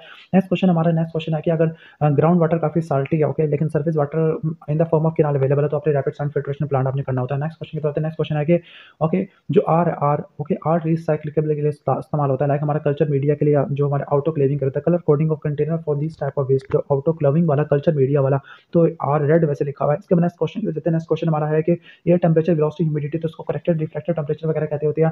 20 से लेकर 27 होता है। इसके बाद है कि एयर पोल्यूशन को देखने के लिए सल्फर डाइऑक्साइड स्मोक और सस्पेंडेड पार्टिकल को आपने देखना होता है। बाकी फ्यूम्स को रिमूव करने के लिए high pressure centrifugal fan use करना जो कि एक्सट्रैक्ट करेगा। बाकी केमिकल एनालिसिस में 100 मिलीग्राम आपको आर्सेनिक देखने को मिल रहा है, ठीक है। हार्डनेस 100 मिलीग्राम, तो ये मॉडरेट के लिए आ जाती है, ठीक है। इसके बाद है कि the water of a town, इसमें 1.5 मिलीग्राम आर्सेनिक है, तो उसका मतलब है कि आर्सेनिक काफी ज्यादा है और ह्यूमन कंजप्शन के लिए फिट बिल्कुल भी नहीं है। इसके बाद नेक्स्ट क्वेश्चन है कि द वाटर ऑफ वेल में टेम्परेरी परमानेंट हार्डनेस, तो अपने परमिटेड मेथड से दोनों को, जिससे दोनों जो कि दोनों के लिए होता है। बाकी है कि अगर हमारे पास वो होरोक ऑपरेटर्स नहीं है तो आपने क्या करना, 2.3 ग्राम आपने यूज करना होता है। क्या यूज करना होता है, 2.3 ग्राम ब्लीचिंग पाउडर यूज करना होता है, 100 गैलन है, ठीक है, for 1 cubic meter water. Next question है कि अगर साउंड आपका 40 डेसिबल है तो हमारा एक्सेप्टेबल रेंज के अंदर आ जाएगा। बाकी डोसीमीटर किसके लिए होता है, हमारी क्यूमुलेटिव आयोनाइजिंग रेडिएशन डोज के लिए आना देखने को मिलता है, ठीक है, क्यूमुलेटिव आयोनाइजिंग रेडिएशन है। इसके बाद नेक्स्ट क्वेश्चन की तरफ चलते हैं। नेक्स्ट क्वेश्चन हमारा है कि डैम प्रूफ कोर्स होता है। डैम प्रूफ कोर्स किसके लिए होता है, upward passage of moisture through the wall, तो ये डैम प्रूफ कोर्स किसके लिए होता है, upward passage of moisture through the wall आ जाएगा, ठीक है। इसके बाद नेक्स्ट है कि हम पहाड़ पे चलने की वजह से माउंटेन सिकनेस हो जाती है। केमिकल एनालिसिस वाटर में आर्सेनिक 0.5 पार्टिकल पर मीटर, क्रोमियम 0.4 है, ओके, तो इनको ठीक करने के लिए आपने रिवर्स ऑस्मोसिस वगैरह करनी होती है। Next question deep sea diver में कैसन डेसिस हो जाएगा, मिनिमम रिकमेंडेड फॉर स्पेस वो 2 एडल्ट तो 1110 आ जाएगा। ओके, न्यूट्रिशन वाले चैप्टर की तरफ चलते हैं। ओके, द प्रोटीन होते हैं, प्रोटीन आपने कितनी लेनी है, आपके 15 से लेकर 20 लेनी होती है, ठीक है नॉर्मल, और फैट आपके 15 से लेकर 30 तक आपका हो जाएगा। बाकी इंपॉर्टेंट क्लिनिकल साइन आपको क्वेश्चन तो क्वेश्चन में आपको डीमा देखने को मिलता है। Important source of vitamin D जो कि सनलाइट होता है, गिफ्टेड फ्रॉम द नेचर है। नेक्स्ट क्वेश्चन देन वेट हम आपको सर्कमफरेंस 1 से लेकर 5 साल तक इस्तेमाल करते हैं। बाकी द बैलेंस डाइट में कार्बोहाइड्रेट 60 से लेकर 70 या 55 से लेकर 75 तक हमने लेना था। बाकी बीएमआई 40 आ जाएगा। लाइसिन होता है, लाइसिन सीरियस में नहीं देखने को मिलता, मेथिओनिन आपको पल्सेस में देखने को नहीं मिलता। ओके, ठीक है, इन दोनों को मिक्स कर दोगे तो आपके माइनस की कंपनसेशन आपको देखने को मिलेगी। ओके, लिनोलिक एसिड क्या होता है, ओमेगा 3 ओमेगा 6 फैटी एसिड होता है, ओमेगा 3 नहीं होता। हाईएस्ट विटामिन आपको कोड लिवर ऑयल में देखने को मिलता है। क्लियर, डब्ल्यूएचओ के मुताबिक जो टोटल डाइटरी फैटी इंटेक है वो 20 से 30% होनी चाहिए। ओके, राइबोफ्लेविन डेफिशिएंसी की वजह से एंगुलर स्टोमेटाइटिस हो सकता है। आयरन डेफिशिएंसी के बारे में क्या बात, ठीक है, जो food that inhibit iron absorption में मिल्क, एग और टी देखने को मिलता है। ओके, इन्वेस्टिगेटर क्या करता है, प्रीवेलेंस ऑफ विटामिन डेफिशिएंसी मालूम करना चाहता है, तो उसमें 6 मंथ से लेकर 6 ईयर को इन्वॉल्व करना चाहिए। ठीक है, नेक्स्ट क्वेश्चन है कि प्रीवेलेंस ऑफ जीरोफ्थैल्मिया को मालूम करने के लिए वैसे रेटिनॉल को यूज करना चाहिए। वक्त एक्स्ट्रा लैक्टेशन के अंदर आपने 550 किलो कैलोरी ज्यादा लेनी होती है। उसके बाद है कि एफिकेसी फास्फोरेशन को चेक करने के लिए फास्फोरेटेस टेस्ट आ जाएगा। High prevalence of anaemia Pakistan में क्यों होती है, because of poor availability of bio availability of dietary iron zinc deficiency की वजह से आपको सब चीजें देखने को मिलेगा। Growth failure, sexual infantilism, loss of taste देखने को मिलेगा। ठीक है, बाकी नेक्स्ट आ जाएगा कि सेलेनियम डेफिशिएंसी, विटामिन की डेफिशिएंसी की वजह से एंटीबायोटिक प्रोडक्शन कम देखने को मिलती है। बाकी एंथ्रोपोमेट्री में क्रॉनिक और पास्ट इन्फेक्शन के लिए हाइट देखने को मिलेगा। बॉडी मास इंडेक्स के बारे में क्या बात है कि not influence by the gender. उसके बाद नेक्स्ट क्वेश्चन है कि अगर ऑस्ट्रियो मलेशिया के अंदर विटामिन डी की डेफिशिएंसी आपको देखने को मिल सकती है। Poor ween in the evening, तो ये नाइट ब्लाइंडनेस आने का, ठीक है। कोल्ड लिवर ऑयल के कैप्सूल लेने, addition of iodine to the table salt उसको फूड हम फोर्टिफिकेशन कहते हैं। Choose the best option regarding aflatoxin. तो एफ्लाटॉक्सिन क्या होता है, सारी बातें ठीक है। माइकोटॉक्सिन होता है, हेपाटोटॉक्सिक होता है, हाई टेंपरेचर्स के लिए मॉइस्चर बढ़ा देता है इसको। Okay, for planning a balance diet, तो बैलेंस डाइट को प्लानिंग करने के लिए जो साल्ट इंटेक है शुड बी रिड्यूस। ओके, तो 5 ग्राम से आपने कम लेना होता है। बाकी metabolic studies have demonstrated trans fatty acid करते हैं मोर थीरोजेनिक होती है। इसके बाद नेक्स्ट है कि growth failure, curve lag, pigeon shape chest है, तो ये रिकेट्स के सब चीजें बता रही है। इसके बाद नेक्स्ट क्वेश्चन करते हैं मॉडलिंग ऑफ, आपको 3.5 मिलीग्राम से ज्यादा देखने को मॉडलिंग देखने को मिलती है फ्लोराइड के लेवल। इसके बाद नेक्स्ट है कि 1 से लेकर 5 साल के लिए जल्दी आपने करनी है, तो आपने क्या यूज करना है, अपर मिड आर्म अपर सर्कमफ्रेंस यूज करना है, शेकर टेप। इसके बाद नेक्स्ट है कि लो ग्लाइसेमिक आपको होल ग्रेन में देखने को मिलता है। बाकी नेक्स्ट क्वेश्चन करते हैं। नेक्स्ट क्वेश्चन है कि प्रोटीन की क्वालिटी को चेक करने के लिए नेट प्रोटीन यूटिलाइजेशन आ जाएगा। बाकी है कि प्रेगनेंसी में 350 किलो कैलोरी आपकी एक्स्ट्रा आ जाती है। ओके, मिल्क में क्या होता है, मिल्क में विटामिन सी नहीं देखने को मिलता। मिल्क में विटामिन सी नहीं आता। ओके, 36 का चार्ली है। ओके, मिल्क में विटामिन सी नहीं आता, ठीक है। मैंने वैसे विटामिन डी की जगह पे पढ़ा था, लेकिन यहाँ पे विटामिन सी है। इसके नेक्स्ट क्वेश्चन करते हैं। For milk pasteurisation, high temperature, short temperature 72 degree Celsius 15 second आ जाएगा। डाइटरी फाइबर 2 किलो कैलोरी की एनर्जी देती है। बाकी जो माइलिंग ऑफ राइस इसकी वजह से थायराइड की डेफिशिएंसी देखने को मिल सकती है। Okay, pulses are called poor man diet होती है। पुअर मैन डाइट है, इसमें 20 से लेकर 25 को कवर कर देती है। बाकी जो सीरियल्स होती है तकरीबन 6 से लेकर 12 को कवर कर देती है, तकरीबन हाफ होती है हमारी उससे सीरियल से हाफ होती है। बाकी नेक्स्ट क्वेश्चन की तरफ चलती है। सॉरी, पल्सेस से हाफ होती है। इसके नेक्स्ट क्वेश्चन है कि एग के अंदर कौन से क्या मिलता है, के अंदर कार्बोहाइड्रेट आपको देखने को मिलता है। ठीक है, इसके बाद नेक्स्ट है कि easily identified indicator in the survey, तो आपने प्रोटीन एनर्जी मालन्यूट्रिशन को चेक करने के लिए वेट फॉर एज को आपने देखना होता है। नेक्स्ट क्वेश्चन होता है। नेक्स्ट क्वेश्चन हमारा, ठीक है, फ्रेंजोडर्मा पैपुलर इरेप्शन है, ठीक है। ओके, बटक्स फॉर ऑब्जर्व्ड है, तो आपको ओके, स्किन आउटपीडी में क्या पैपुलर हॉर्नी पैपुलर है, तो ये लिनोलिक एसिड आ जाएगा। इसके बाद है कि मिल्क से ट्रांसमिटेड कौन सा डिजीज नहीं होता, स्क्रब टाइफस नहीं होता। बाकी इंडोलेंट फीवर ये होता है। बाकी नेक्स्ट क्वेश्चन है कि डिसलाइक द मिल्क को डिसलाइक करना है, ठीक है। स्ट्रॉन्गली डिसलाइक द मिल्क, तो उसको बोलते हैं फूड फैट कहते हैं। इसके बाद नेक्स्ट क्वेश्चन है। नेक्स्ट क्वेश्चन है कि सब क्लिनिकल डेफिशिएंसी और राइबोफ्लेविन को चेक करने के लिए erythrocyte, glutathione reductase activation test वगैरह को देखते होते हैं। नेक्स्ट क्वेश्चन है फूड फॉर्टिफिकेशन के अंदर क्या चीज नहीं आती, addition of edible colouring agent ये नहीं आता, तो बाकी सब चीज आपको देखने को मिलेगी। फॉर एग्जांपल आगे चलती है। ओके, तो जो लिनोलिक एसिड है कैनोला के अंदर काफी ज्यादा होता है। नेक्स्ट क्वेश्चन करते हैं। नेक्स्ट क्वेश्चन है कि ओके, अब इसकी जो प्रोटीन है, प्रोटीन के बारे में किया, तो प्रोटीन इसकी 15%, 15 से लेकर 30 तो ऑलमोस्ट नॉर्मल है। ओके, इसके बाद है कि people like deep fried food है, तो डीप फ्राइड फूड की वजह से ट्रांस फैटी एसिड के लेवल काफी ज्यादा हो जाएगा। इसके बाद नेक्स्ट क्वेश्चन करते हैं। नेक्स्ट क्वेश्चन है कि आयोडीन की deficiency the soil in geographical area, तो उसकी वजह से क्रिएटिनिज्म हो सकता है, वर्निक एन्सेफलोपैथी, थायराइड की डेफिशिएंसी की वजह से देखने को मिलता है। एंगुलर स्टोमेटाइटिस राइबोफ्लेविन की डेफिशिएंसी की वजह से होता है। क्लियर, इसके बाद फूड फैक्ट्री में जो वेनिला एसेंस हम ऐड करते हैं टू कस्टर्ड पाउडर, तो ये क्या आता है, फूड एडिटिव, हम इसको सिंपल कह देते हैं। इसके बाद नेक्स्ट है कि मिल्क के बारे में क्या बात ठीक नहीं है, तो जो फैट कंटेंट होता है ह्यूमन मिल्क है more than the buffalo milk, relatively कम होता है। नेक्स्ट क्वेश्चन है कि गोइट्रोजेनिक में जो हमारे ब्रासिका ग्रुप है, कैबेज और कॉलीफ्लावर, ये गोइट्रोजन होते हैं। बाकी है कि वैल्यूएशन के बारे में क्या बात है, जो क्या बात ठीक है, तो वेट फॉर एज होता है ना, 2 स्टैंडर्ड डेविएशन या -2 आपको देखने को मिलेगा, ठीक है, वेट फॉर एज के लिए। इसके बाद नेक्स्ट क्वेश्चन करते हैं। नेक्स्ट क्वेश्चन पल्मोनरी ट्यूबरकुलोसिस है, आइसोनियाजाइड की वजह से प्रोटॉक्सिन की डेफिशिएंसी हो सकती है, ठीक है। इसके बाद है कि जो है हमारा सर्कमफ्रेंस 12 सेंटीमीटर है, तो तकरीबन क्या होता है 12 सेंटीमीटर आपका सीवियर मैलन्यूट्रिशन को इंडिकेट करता होता है। किस क्लासिफिकेशन के अंदर, हमारा गोमस क्लासिफिकेशन है, ठीक है। नेक्स्ट क्वेश्चन की तरफ। नेक्स्ट क्वेश्चन हमारा कि चाइल्ड अंडर वेट कब कहेगा, जब वो 2 स्टैंडर्ड डेविएशन, तो उसका मीडियन वेट का काम होगा 2 स्टैंडर्ड डेविएशन या 2 जी स्कोर आ जाएगा। उसका नेक्स्ट है कि ओके, नेक्स्ट क्वेश्चन है कि जो टीबी के अंदर जो डॉट्स आती होती है, इंटेंसिव फेज होता है 2 महीने के अंदर, उसमें 4 डॉट्स यूज करते हैं। बाकी जो कंटिन्यूएशन फेज है उसमें 2 ड्रग आ जाती है, 4 महीने के लिए होती है। ओके, मीजल्स के अंदर क्या होता है, मीजल्स के अंदर आपने क्या करना है, जो people of the class teachers को आपने कहना should be kept in the observation, हमने रखना है। इसके बाद है कि द बेस्ट स्ट्रेटेजी, ओके, वैसे यहाँ पर जो सेकंड का चार्ली है। The affected children should be isolated for 7 day. Okay, Charlie है तो ये देख लेना। इसके बाद नेक्स्ट क्वेश्चन क्या होता है? नेक्स्ट क्वेश्चन हमारा, the best strategy for control of pulmonary tuberculosis. The best strategy क्या होती है ट्यूबरक्लोसिस के लिए? आपने अर्ली केयर डिटेक्शन और प्रॉम्प्ट ट्रीटमेंट आपने करना होता है, ठीक है। इसके बाद नेक्स्ट क्वेश्चन क्या होता है? नेक्स्ट क्वेश्चन हमारा है okay, for control of malaria तो अर्ली केयर डिटेक्शन और प्रॉम्प्ट ट्रीटमेंट आपने करना है। जो हमारा टॉपिक अफ्रीका में काफी ज्यादा मलेरिया के चांसेस काफी ज्यादा होते हैं। रुबेला के बारे में क्या बात, ठीक है। पोस्टीरियर लिम्फ सर्वाइकल लिम्फोडेमाइटिस वगैरह करवा देता है। इसका नेक्स्ट क्वेश्चन है कि स्केबीज के बारे में क्या बात, ठीक है। It can be complicated by the secondary infection, ठीक है। इसके बाद नेक्स्ट क्वेश्चन आते हैं। नेक्स्ट क्वेश्चन हमारा है स्टाफिलोकोकल फूड पॉइजनिंग के बारे में क्या बात, ठीक है। टॉक्सिन के बारे में होता है। इसके बाद मेन मोड ऑफ ट्रांसमिशन एंसालोसोमा ड्यूटी, तो ये परक्यूटेनियस आ जाएगा। इसके बाद है कि one limitation of validity of the tuberculin test. Tuberculin test क्या करता है? माइकोबैक्टीरियम लेप्रासिस और उसकी एक्टिविटी कर लेगा। ओके, इन्वेस्टिगेशन पल्मोनरी ट्यूबरकुलोसिस का करना जब ड्यूरेशन का 3 हफ्तों से ज्यादा आपको देखने को मिलती है। ओके, नेक्स्ट क्वेश्चन है कि रोड साइड ट्रैफिक एक्सीडेंट है तो टेटनस के लिए आपने क्या करना है? ओके, सर्जिकल टॉयलेट करना है, टेटनस टॉक्साइड देनी है और टेटनस इम्यूनोग्लोबुलिन देनी है। कीमोप्रोफाइलेक्सिस और ट्यूबरकुलोसिस ये आपको इन्फेंट के लिए चाहिए था जिसको जिनकी माँ है open case of tuberculosis the most dangerous parasite Plasmodium falciparum आपको देखने को मिलेगा। Plague was responsible for bleeding of the death in the past. Okay, तो इसमें आप एंटीबायोटिक लाइक स्ट्रेप्टोमाइसिन टेट्रासाइक्लिन आपने यूज करनी है। ओके, नेक्स्ट हम क्वेश्चन की तरफ आ जाते हैं। तो नेक्स्ट है कि शॉर्ट इंक्यूबेशन पीरियड है। शॉर्ट इंक्यूबेशन पीरियड आपको स्टेफिलोकोकल फूड पॉइजनिंग आपको देखने को मिलता है, ठीक है। इसके बाद नेक्स्ट क्वेश्चन की तरफ चलते हैं। Choose the appropriate option regarding the anthrax. Anthrax के बारे में क्या बात, ठीक है। तो इसमें जब पल्मोनरी एंथ्रेक्स होता है ये स्पोर्ट्स ऑफ बैसिलस एंथ्रेक्सिस की वजह से देखने को मिल सकता है। बाकी इंट्यूडेशन अगर 1 सेंटीमीटर से ज्यादा तो पॉजिटिव मार्टेस टेस्ट आ जाएगा, ठीक है।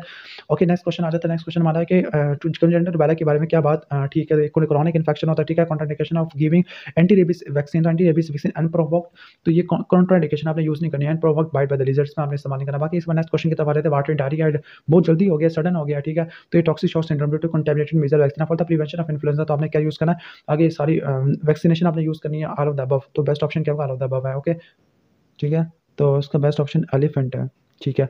नेक्स्ट क्वेश्चन की तरफ आ रहे थे। जो आर्बो वायरस होता है, आर्थ्रोपोड बोर्न वायरस होता है, येलो फीवर होता है, एटिस जेप्टिस से ट्रांसमिट होता है। इसके बाद बुलीविया से पाकिस्तान आता, तो हमने येलो फीवर का वैक्सीनेशन सर्टिफिकेट चेक करना होता है। हेपेटाइटिस ए के बारे में क्या बात, ठीक। कंट्रोल के बारे में क्या बात, ठीक नहीं है। तो पास्चराइजेशन में मिल्क है, ये बात ठीक नहीं है। ओके, मिल्क बॉर्न डिजीज नहीं है। बाकी ओरल डिहाइड्रेशन में जो ओआरएस अवेलेबल है तो अपने 5 ग्राम लेने, टेबल साल्ट की और 20 ग्राम लेनी है आपने शुगर केन की लेनी है, ठीक है। इसके बाद नेक्स्ट है कि जापानीज इंसेफेलाइटिस के बारे में क्या बात, ठीक है। तो पिग्स होते हैं, pigs are the main vertebra host होते हैं। बाकी ट्रांसमिट केस होते हैं क्यूलिक्स से होता है। बाकी है कि what are the following is the correct option for prevention of brucellosis. तो सारी बातें ठीक है कि स्लैटर करते हैं इन्फेक्टेड एनिमल को बॉइलिंग और पास्चराइजेशन और वैक्सीनेशन करने से। नेक्स्ट क्वेश्चन की तरफ आ जाते हैं। सार्स है, सार्स तो सार्स मैंने वैक्सीनेशन टू दाल कॉन्टैक्ट, ये इस बात ठीक नहीं है, ठीक है। ओके, तो बाकी आपका सही बात है, ठीक है। कोरोना वायरस की वजह से first step for the control of tuberculosis, तो आपने क्या करना होता है? Early detection of sputum positive cases, तो ये first step for control of tuberculosis, तो आपने डिटेक्शन करनी है स्पुटम पॉजिटिव के। नेक्स्ट क्वेश्चन की तरफ आ जाते हैं। नेक्स्ट क्वेश्चन है कि okay, diarrhoeal disease, diarrhoeal disease में इम्यूनाइजेशन किसकी करनी होती है? ओके, डायरियल डिजीज खास तौर पर डायरिया है तो आपने क्या करना है? मीजल्स को आपने कैरी करना है। इसके बाद नेक्स्ट है कि इनिशियल इन्वेस्टिगेशन ऑफ एपिडेमिक है। तो सबसे पहला प्रोसीजर फॉर डेटा एनालिसिस में क्या होगा? टाइम प्लेस पर्सन डिस्ट्रीब्यूशन आ जाएगा। इसके बाद है कि इंसाइलोस्टोमा ड्यूडिनल के बारे में क्या बात है कि इसमें चैंडलर इंडेक्स यूज करते हैं फॉर ऐसा epidemiological study of this disease. Okay, next question की तरफ चलते हैं। Next question, choose the correct statement regarding the dracunculosis. तो साइक्लोप्स का रिस्पांसिबल होते हैं फॉर द ट्रांसमिशन है। Evaluation of leprosy control programme, तो इसमें रिलैप्स रेट आपने मालूम करना ऑपरेशन इंडिकेटर के। तो इसके बाद है कि चिकन पॉक्स के बारे में क्या बात, ठीक है। ओके, सेकेंडरी ट्रैक रेट काफ़ी ज़्यादा हाई होता है।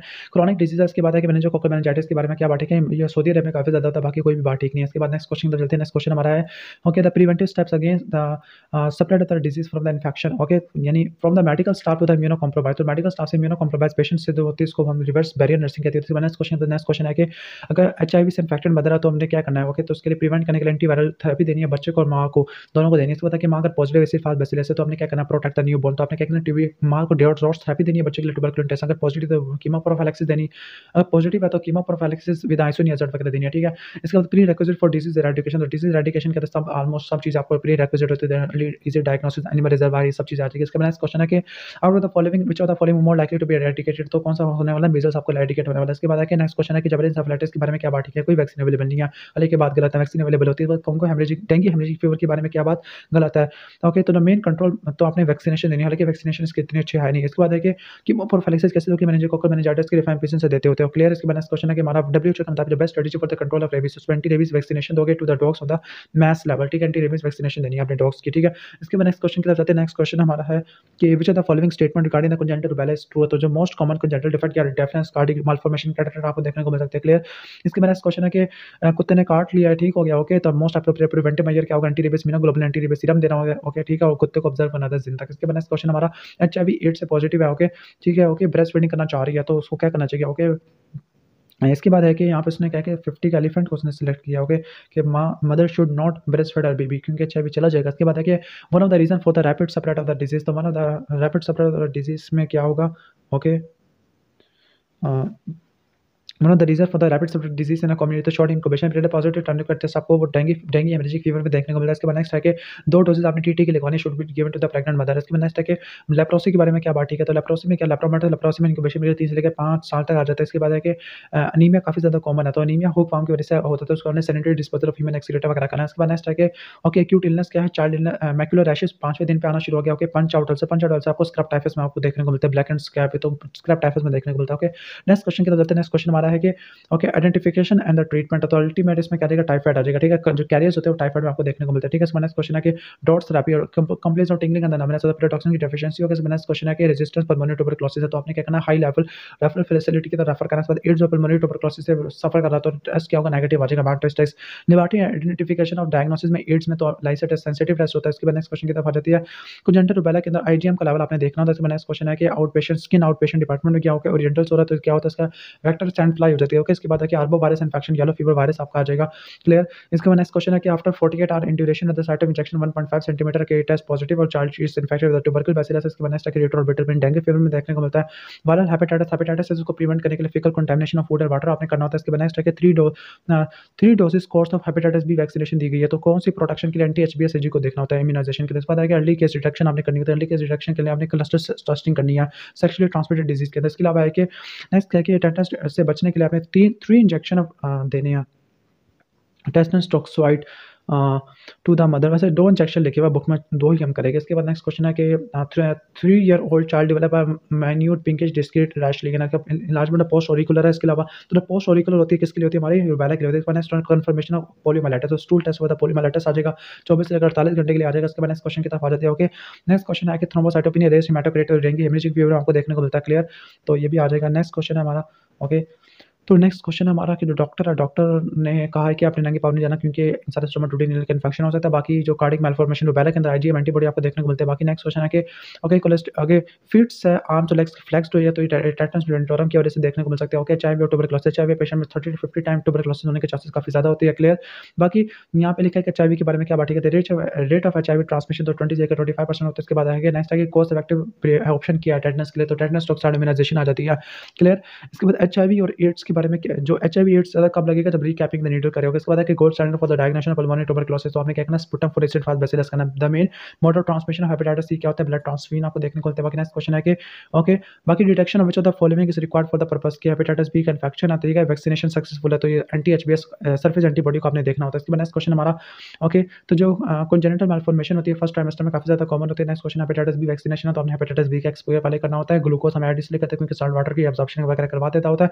फूड पॉइजनिंग में आपको सेकेंडरी केसेस आपको देखने को नहीं मिलते होते, क्लियर। इसके बाद नेक्स्ट है कि किनिया से आया, तो किनिया से आपने क्वारंटीन में रखना है तकरीबन 6 दिन तक। इसके बाद नेक्स्ट क्वेश्चन है कि खुद एनाफिलिस ने काट लिया, तो तकरीबन 10 दिन के बाद आपको मलेरिया के जो साइन सिम्टम वगैरह देखने को मिलेगा, क्लियर। इसके बाद है कि choose the best option regarding the tetanus प्लूरिनटोरम, तो ये क्या होता है, ओके, तो ये अम्बिलिकल स्टम्प के इन्फेक्शन की वजह से आपको देखने को मिल सकता है। बाकी रेबीज इन इंपॉर्टेंट हेल्थ प्रॉब्लम बहुत सारी डेवलपिंग कंट्री में देखने को मिलती है। इसमें आपने क्या करना है, what is the most logical and the cost effective approach, जिसमें कि elimination of stray and the ownerless dog combined with the mass immunisation of at least 80% of the surrounding population area, तो मैस इम्यूनाइजेशन करें। इसके अलावा है कि कुत्ते ने काट लिया, ओके, ऑलरेडी वैक्सीनेटेड है, तो 0 3 7 दिन वहाँ पर हमने देनी होती है, ठीक है, वैक्सीनेशन देनी है। कौन सी वैक्सीन देनी है, cell culture anti rabies vaccination देनी है। इसके बाद नेक्स्ट क्वेश्चन की तरफ आ जाती है, ओके, तो जो नेक्स्ट क्वेश्चन की तरफ आ जाती है, इंडिया से पाकिस्तान की तरफ आया। बाकी यहाँ पे कन्वर्जन है, एलाइजा टेस्ट में आपको IgM antibody for Japanese encephalitis, तो बाइट ऑफ इन्फेक्टेड कुल्सी मस्किटो की वजह से आपको देखने को मिलता है, क्यूलिस मस्किटो की वजह से होती है। इसके बाद नेक्स्ट क्वेश्चन है कि हमारा, ओके, तो नेक्स्ट क्वेश्चन है कि total number of medically eligible for therapy, तो जो थेरेपी होती है CD4 काउंट अगर 350 है, तो जो थेरेपी करनी है आपने 50% से आपने करनी होती है, ठीक है, ओके। नेक्स्ट क्वेश्चन की तरफ आ जाती है, ओके, तो जो maternal to the foetal transmission of AIDS के बारे में क्या बात, ठीक है, जो एड्स उसको प्रिवेंट करने के एंटी रिट्रोवायरल थेरेपी प्रोफाइलेक्सिस करना होता है। इसके अलावा सीजेरियन सेक्शन कर देना, बॉडी फ्रेइंग फ्रॉम द ब्रेस्ट फीडिंग से बचना है। इसके अलावा कि choose the best option regarding the hepatitis D, तो हेपेटाइटिस बी को इन्फेक्शन होता है, हेपेटाइटिस बी से लीक हो गया, लेकिन डिजीज मैनिफेस्ट जब करेगा तब को इन्फेक्शन होगा। नेक्स्ट है कि पोलियोमाइलाइटिस के बारे में क्या बात, ठीक है, तो टाइप 1 की वजह से आपको आउटब्रेक देखने को मिलेगा। बाकी नेक्स्ट क्वेश्चन है कि प्री एक्सपोजर प्रोफाइलेक्सिस, तो 0 7 14 को आपने लगवाना और एवरी 2 ईयर, तो ये नोट कर लेना। नेक्स्ट क्वेश्चन की तरफ आ जाते हैं। नेक्स्ट क्वेश्चन हमारा है, ओके, द नेक्स्ट क्वेश्चन है कि अगर दूर दराज से एरिया से या सेकंड विजिट पॉजिटिव पॉसिबल नहीं है तो आपने डायरेक्ट बीसीजी वगैरह लगा लेती है। इसके बाद नेक्स्ट H5N1 तो ये बर्ड फ्लू के लिए आता है। मिल्क बॉर्न डिजीज कौन सा नहीं है तो एंथ्रेक्स वाला मिल्क बॉर्न डिजीज नहीं है। ओके, नेक्स्ट क्वेश्चन की तरफ आते हैं। नेक्स्ट क्वेश्चन हमारा रिकेट्सल डिजीज है। रिकेट्सल डिजीज में स्किन क्लीन किस में नहीं होती, स्किन क्यू फीवर में नहीं होती। One of the cardinal feature of leprosy, leprosy में कहते हैं loss of cutaneous sensation like light touch आपको देखने को मिलेगा। Best method of case detection तो इसमें आएगा प्रिवेलेंस ऑफ लेप्रोसी। अगर वन बाय वन की है तो कॉन्टैक्ट सर्वे आपने करना होता है। बाकी है कि बहुत एक्टिव और पैसिव इम्यूनाइजेशन टेटनस और हेपेटाइटिस बी के अंदर करते होते हैं। इसके बाद नेक्स्ट क्वेश्चन की तरफ आ देते हैं। ओके, फीवर काफी कंजक्टिवाइटिस रैश है, क्या है, कान के पीछे से स्टार्ट हो रहा है, पूरी बॉडी के अंदर स्प्रेड हो रहा है। क्लियर, तो कान के पीछे से स्टार्ट हो रहा है, कंजक्टिवाइटिस भी है, तो मीजल्स के अंदर है। चेक कर लो एक मिनट। ओके, वैसे पोस्ट ऑरिकुलर लिम्फ एडिनोपैथी या पोस्ट ऑरिकुलर लिम्फ एडिनोपैथी। इसको नेक्स्ट क्वेश्चन रहता है। नेक्स्ट क्वेश्चन हमारा हेपेटाइटिस सी के बारे में क्या बात ठीक है, तो इंक्यूबेशन पीरियड ये नहीं होता, 3 से लेकर 4 हफ्ते नहीं होता। बाकी incubation period of communicability of tenderness क्या होता है, नन ऑफ द बस, क्योंकि ट्रांसमिट नहीं होता पर्सन टू पर्सन। बाकी लेप्टोस्पायरोसिस होता है, लेप्टोस्पायरोसिस प्रिवेंटेड बाय, तो कैसे करोगे, vaccination under control of rodent, ये दोनों से करोगे। इसके बाद नेक्स्ट क्वेश्चन की नेक्स्ट क्वेश्चन है कि ट्यूबरक्लोसिस के बारे में क्या बात ठीक नहीं है, तो जो coverage with BCG makes for detection of prevalence की बात ठीक नहीं है। ठीक है, इसके बाद नेक्स्ट क्वेश्चन की तरफ आ जाते हैं। नेक्स्ट क्वेश्चन हमारा कि कंजेनिटल रूबेला कब होगा, जब आईजीएम या आईजीजी आपको 6 महीने से ज़्यादा आपको देखने को मिलेगा। बाकी है कि ओके, तो 72 आवर्स के बाद आपको 1 सेंटीमीटर का टेस्ट पॉजिटिव आपको देखने को मिलेगा। नेक्स्ट क्वेश्चन की तरफ आ जाते हैं। नेक्स्ट क्वेश्चन में है कि मल्टी ड्रग रिफेम्पिसिन और एसएन, ये दोनों से रेजिस्टेंट होता है। ओके, बाकी dreadful complication of tuberculosis, HIV AIDS है, तो उसकी वजह से क्या हो सकता है, डेथ हो सकती है। बाकी ट्यूबरक्लोसिस इन्फेक्शन है, एचआईवी इन्फेक्शन की वजह से ट्यूबरक्लोसिस आपको देखने को मिल सकता है। ओके, हेपेटाइटिस बी इम्यूनाइजेशन क्या होती है, एक इलेक्ट्रिक डेट पे लगानी है, बाकी 1 मंथ लेटर और 6 मंथ लेटर के बाद देखने को मिलेगी। ठीक है, 1 और 6 महीने के बाद रट्टा मार लेना। उसके बाद नेक्स्ट है कि सिरिमियन कॉन्गो हेमरेजिक फीवर, तो इसमें अपने इंसेक्टिसाइड यूज करना है to control the tick in the sheep and the cows. Okay, next question की तरफ आते हैं। नेक्स्ट क्वेश्चन है कि vector for the Crimean Congo, तो टिक आ जाएगा, हार्ट टिक आ जाएगा। उसके बाद कि बोला के बारे में क्या बात है, तो केस फैटेलिटी 90% होता है, arbo virus infection, arthropod borne virus infection होते हैं। Okay, clear. इसके बाद मीजल्स की वैक्सीनेशन आपने 9 महीने और 15 महीने पर लगानी होती है। नेक्स्ट क्वेश्चन की तरफ आते हैं। नॉन कम्युनिकेबल, तो कौन सा फैट होता है जो कि प्रिवेंशन के लिए हेल्पफुल होगा कोरोनरी हार्ट डिजीज के, तो कैनोला ऑयल का पता है कि जो हमारा हार्ट वाली स्टडी है ना, वो फ्लेमिंगम हार्ट स्टडी, मोस्ट कॉमन का blindness in the adult population, तो वो कैटरेक्ट आ जाएगा। ओके, नेक्स्ट क्वेश्चन की तरफ आते हैं। नेक्स्ट क्वेश्चन हमारा most of the cancer initiated due to various risk factor, environment के रिस्क फैक्टर है, उनकी वजह से आपको कैंसर देखने को मिल सकता होता है। क्लियर, तो अब हम आ जाते हैं the range of the BMI, जो नॉर्मल बीएमआई होता है 3.5 से लेकर 25 आपको देखने को मिल सकता है। बीएमआई के बारे में क्या बात, ओके, क्या बात, ठीक है, तो ओके, तो ये it is not distinguish between the weight with the muscles and the weight associated with the fat, ये नहीं बताएगा कि फैट की वजह से, मसल की वजह से वेट बढ़ा। उसके ब्लाइंडनेस के बारे में क्या बात, ठीक है, सारी बातें ठीक है। विटामिन ए कैप्सूल है, ब्लाइंडनेस 3/60 व्यू एक्टिविटी का नोट कर लेना। इसके बाद नेक्स्ट क्वेश्चन की तरफ आ जाते हैं। ओरल कैंसर के बारे में क्या बात, ठीक है।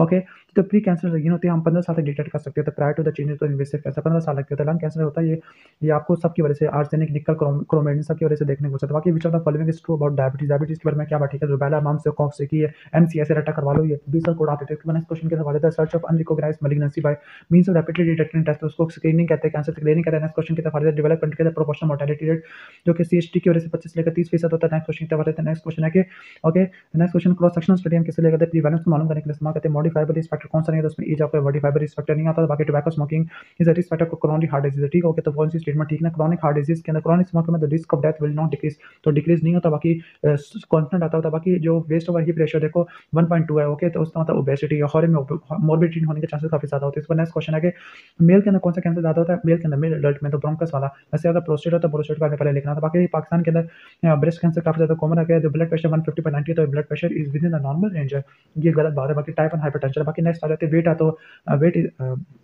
Wait is in the normal range, ठीक है। बाकी ऑलमोस्ट हम आगे चलते हैं। बाकी नेक्स्ट क्वेश्चन आके इंसिडेंस ऑफ ब्लडर, तो इंसिडेंस ऑफ ब्लडर आपको पैरा या स्मोकलेस टोबैको की वजह से देखने को मिल सकते हैं। बाकी शिस्टोसोमा हेमाटोपियम की वजह से भी हो सकते हैं। ब्रेस्ट कैंसर के बारे में क्या बात, ठीक है।